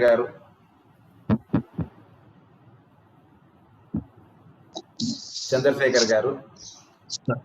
నమస్కారం డాక్టర్. మా అదృష్టం అనే చెప్పుకోవాలి డాక్టర్. అంటే ఆహ్, ఇట్లా ఒక బుక్ చదవడం అనేది ఎన్నో రోజులుగా అంటే అలవాటు తప్పిన ఇది. ఆహ్, అనుకోకుండా ఇట్లా ఈ విధంగా మా గ్రూప్‌లో యాడ్ అవ్వడము, ఆహ్, ఇలా రోజుకి 2, 3 పేజీలు చదువుకోవడము, ఆహ్, హ్మ్, ఆ అనుభూతి చానా పాజిటివ్‌గా ఉంది డాక్టర్. ఆహ్, ఎప్పుడు అవ్వంది ఇప్పుడు మాకు ఈ కొద్ది రోజుల్లో ఈ బుక్ అంతా చదువుకోవడము, ఆ కాలంలో పోయి అసలు ఎలా ఉండేది, ఏమి అనే ఒక అనుభూతి మాకు కళ్ళ కట్టినట్లుగా అనిపించింది డాక్టర్. ఆహ్, కాలం మారింది గానీ, పరిస్థితులు ఎవరైతే ఉన్నారో అది మారింది గానీ, ఆహ్, ధర్మానికి, అధర్మానికి యుద్ధం అనేది ఎప్పుడు కూడా జరుగుతూనే ఉంటుందేమో. అప్పుడు జరిగింది, ఇప్పుడు కూడా అలానే ఉంది అనే ఒక ఇది తోటి అనిపించింది డాక్టర్ మాకు. ఆహ్, హ్మ్. మేము అంటే నేను, నా భార్య ఇద్దరు కలిపి చదువుకోవడము, ఆ అవకాశం పొందడము అదంతా కూడా చానా మంచిగా అనిపించింది డాక్టర్. తను కూడా ఒక 2 విషయాలు చెప్తుంది. చెప్పండి. నా నా పేరు మాట్లాడొచ్చా డాక్టర్? నేను నా పేరు చెప్పండి, మాట్లాడండి, చెప్పండి. మీకు ఏదైనా ఒక ఘట్టం మీకు బాగా నచ్చినట్టుగా అనిపిస్తే అది చెప్పండి కూడా, అది కూడా చెప్పచ్చు. మొదట కొంతగా చెప్పుకొని ఆ తర్వాత చెప్పండి. యాక్చువల్‌గా నమస్కారం అండి అందరికి. నా పేరు లీల. రమణ డాక్టర్ గారి ద్వారానే నాకు మాస్టర్ సివివి, ఈకే గారు, ఈ పుస్తకాలు ఇవన్నీ పరిచయం ఏర్పడింది. నేను యాక్చువల్‌గా పురాణ పురుషుడు పుస్తకం 2010లో కొన్నానండి. అప్పుడు ఒకసారి చదివాను. ఆ తర్వాత మళ్ళీ ఇంత గ్యాప్ తర్వాత ఈ పారాయణం గ్రూప్ ద్వారా చదవడం జరిగింది. కాకపోతే అప్పుడు కలిగిన అనుభూతి, ఇప్పుడు కలిగిన అనుభూతి అంటే ఇప్పుడు ఇంకా కొంత అవగాహన పెరిగినట్టుగా అనిపిస్తుంది. అప్పుడు అర్థమైంది కొంత. ఇప్పుడు మరికొంతగా అర్థమైనట్టు నాకనిపిస్తుంది. మొత్తం మీద నాకు ఫస్ట్ అనిపించిన విషయం ఏంటంటే, కాలాలు వేరైనా కానీ, అప్పటి పరిస్థితులు ఇప్పటివి 2 ఒకటే. ధర్మానికి, అధర్మానికి జరిగిన యుద్ధం. అది మాస్టర్ ఈకే గారు ఎంత చక్కగా వివరించారంటే, అంటే అవి చదువుతున్నప్పుడు ఆహ్, ఒకలాంటి ఉద్వేగానికి గూడా గురి అయినట్టు అనిపిస్తుంది. మనం ఈ టైంలో ఏమైనా చేయగలుగుతామా మన వంతు అని అనిపిస్తుంది. అంటే ఇప్పుడు కూడా మన జాతి నుండి మన సనాతన ధర్మం దూరం చేసే ప్రయత్నం ఇప్పుడు గూడా జరుగుతోంది. అవన్నీ సోషల్ మీడియా ద్వారా రెగ్యులర్‌గా నేను ఎప్పుడైనా చూస్తూ ఉంటాను. అది అప్పుడు ఇలాగే జరిగింది గదా! పుస్తకంలో ఎలా ఉందో అదే జరుగుతోంది ఇప్పుడు కూడా అని చాలా ఆశ్చర్యం అనిపిస్తుంది అసలు. ఎగ్జాక్ట్‌లీ అలాగే ఉంది కదా అనిపిస్తుంది. కాపోతే అందులో ఈకే గారు ఎలా చెప్పారు, పరిస్థితులు చేయి దాటినప్పుడు రక్షించడానికి పురాణ పురుషుడు దిగి వచ్చిన విధానం. ఆయన చెప్పిన విధానం నాకు చాలా బాగా వివరించిన విధానం నాకు చాలా నచ్చిందండి. అంటే ఇప్పుడు కూడా నేను అలాగే ప్రార్థన చేసుకుంటాను. అలా ఎవరైనా దిగి రావాలి, మనకి హెల్ప్ చేయాలని. కాకపోతే నా ఆలోచన ఇది. ఈ లోపల మన ప్రయత్నం కూడా మనం చేతనైనంతలో మనకి ఎంతైతే అంత చేయాలి అని అనిపిస్తుంది. అలాగే ఈకే గారు అన్నట్టుగా పుస్తకంలో భగవంతునికి మనం సాయం చేయగలిగేంత వాళ్ళం కాదు. కానీ మన ప్రయత్నం మనం చేయాలి. ఆ ప్రయత్నం కూడా భగవంతుని ప్రేరణతోనే జరుగుతుంది అని అంటే అక్కడ శతగోపుడు వాళ్ళు కాన్వర్జేషన్స్‌లో నాకది అర్థమైంది. చాలా బాగుంటుంది. ఎందుకంటే అంటే మనకి అంటే చాలా చేయాలని కాదు. చిన్నదైనా మన వంతు ప్రయత్నం చేయకుండా ఉంటే అది కూడా తప్పే. అంటే ఇది కూడా పుస్తకంలో అధర్మానికి సాక్షిభూతంగా ఉండి మనం ఏమీ చేయకుండా ఉంటే అది నేరమే అని చదివిన వాక్యం నాకెప్పుడు అనిపిస్తూ ఉంటుంది. అంటే జంగు గలవాడు ధర్మబంధమును తొలగించుకొనలేడు. అంటే మనం భయపడకుండా మనకు అంటే మన ఫ్యామిలీ సేఫ్టీ గురించి ఫస్ట్ ఆలోచిస్తాము. ఫస్ట్ భయపడతాము. కానీ మన పరిధిలో మనం ఏమైనా చేయొచ్చు. అట్‌లీస్ట్ అది చేస్తున్న వాళ్ళకి మనం ఏదన్నా హెల్ప్ చేయొచ్చు. ఎయిదర్ ఫినాన్షియల్లీ కానీ, లేకపోతే ఇటువంటి విషయాలు అవేర్‌నెస్ క్రియేట్ చేయడం కానీ, ఇంకా నలుగురికి పుస్తకాలు చదవండి, ఇలా చేయండి అని అలా చేస్తే బావుంటుందని నాకనిపిస్తుంది. ఇంకొక వాక్యం గూడా నా విష్ణుః పృథివీపతిః అను వాక్యం అనుసరించి ప్రజల సుకృత దుష్కృతములను బట్టి ప్రభుత్వములు ఏర్పడుచుండును. అది చాలా బాగా వివరించారండి. ఇప్పుడు అలా అనుకుంటే మన సుకృతాలు, దుష్కృతాలను బట్టే ఇప్పుడు మన ప్రభుత్వాలున్నాయి. సో, మనం వాటికి బ్లైండ్‌గా ఉండకుండా మనం చేయగలిగింది చేస్తే మేబీ మనకి కొంచెం మన కర్మలు డిజాల్వ్ అవ్వడం, మనం అట్లీస్ట్ మన తర్వాత జనరేషన్స్ హ్యాపీగా ఉండగలుగుతారు అని నాకు అనిపిస్తుంది. లైక్ చాలా కరెక్ట్ మీరు చెప్పింది. విదుర నీతిలో కూడా అదే వివరించినట్లుగా ఎక్కడో చదివినట్టుగా గుర్తు నాకు. అట్లా అనిపిస్తుంది. అంటే ఊరికే ఉండకుండా మనకి చేతనైనది చేస్తే బాగుంటుంది అనిపిస్తుంది. ఇంకా శైలపుత్రి దర్శనం గురించి, ఆమె గుహలోంచి ఇలా వస్తుంది సింహం మీద, అది నాకు చాలా గగురుపడిచినట్లు అనిపిస్తుంది. అంటే నిజంగా అమ్మవారి సింహం అది అది ఆ రోజు అయితే నాకు అలాగే అనిపించిందండి. ఇంకా చాలా ఉన్నాయి, నాకు ఇప్పుడు జ్ఞాపకం రావడం లేదు. సో నేను చాలా సింపుల్ గా చెప్తున్నానండి. ఈకే గారి పుస్తకం చదివి, అంటే మనం చేయగలిగింది ఇంట్లో పెద్దల్ని బాగా చూసుకోవటం, పిల్లలకి మనం నేర్చుకున్న విషయాలు, పురాణాలు, ఇతిహాసాల గురించి చెప్పడం, ముఖ్యంగా గీతా పఠనం కానివ్వండి, ఏదన్నా కానివ్వండి, దాన ధర్మాలు చేయటం, ఈ మనం తెలుసుకున్న విషయాలు ఇంకొకళ్ళకి చెప్పటం.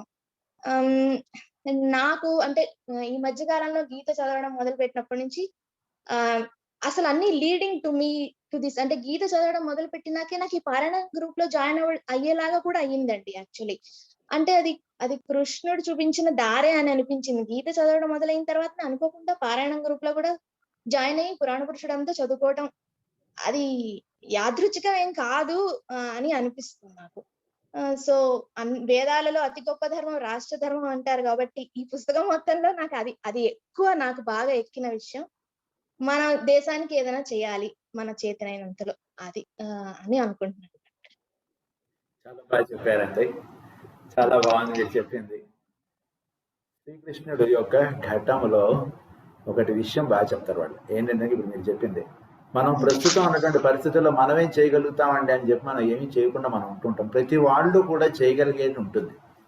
ఆ రకంగా మనం చేయడం చేత మాత్రమే మనం ఆ కష్టాన్ని మనం దాటగలుగుతాం. ఈ రకమైనటువంటి ఎన్నో విషయాలు అందులో ఇచ్చారు. అయితే చాలా అద్భుతమైనటువంటి విషయం ఇంకొకటి ఏమిటంటే,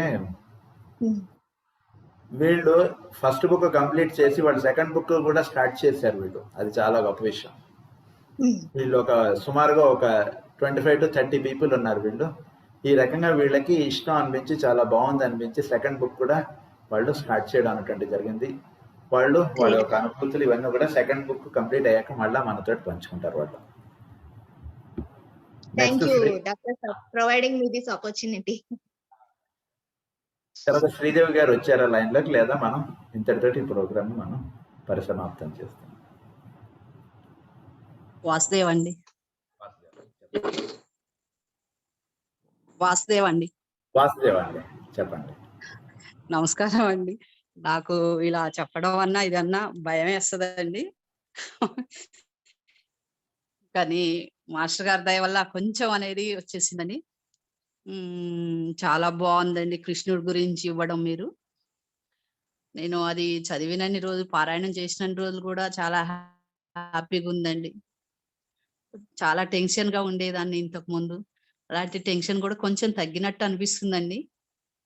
కాకపోతే మనం మానవ మాత్రం కాబట్టి ఉంటాయి అనుకోండి.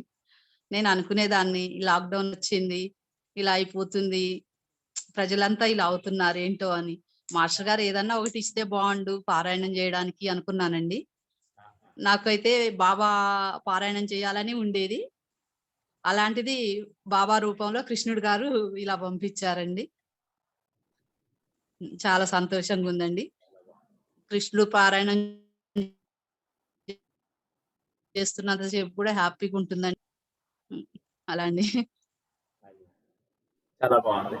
సో ఈ రకమైనటువంటి ఈ పారాయణ కార్యక్రమం కూడా ఒకటి మన దాంట్లో సాగుతుంది. చాలా ఆసక్తి గల వాళ్ళు ఎవరైనా కూడా ఉంటే కనుక వాళ్ళు కూడా ఈ పారాయణ దాంట్లో చేరవచ్చు. ఇవాళ నుంచి 2వ బుక్ క్రీడామేడ అనేటువంటి స్టార్ట్ చేశారు.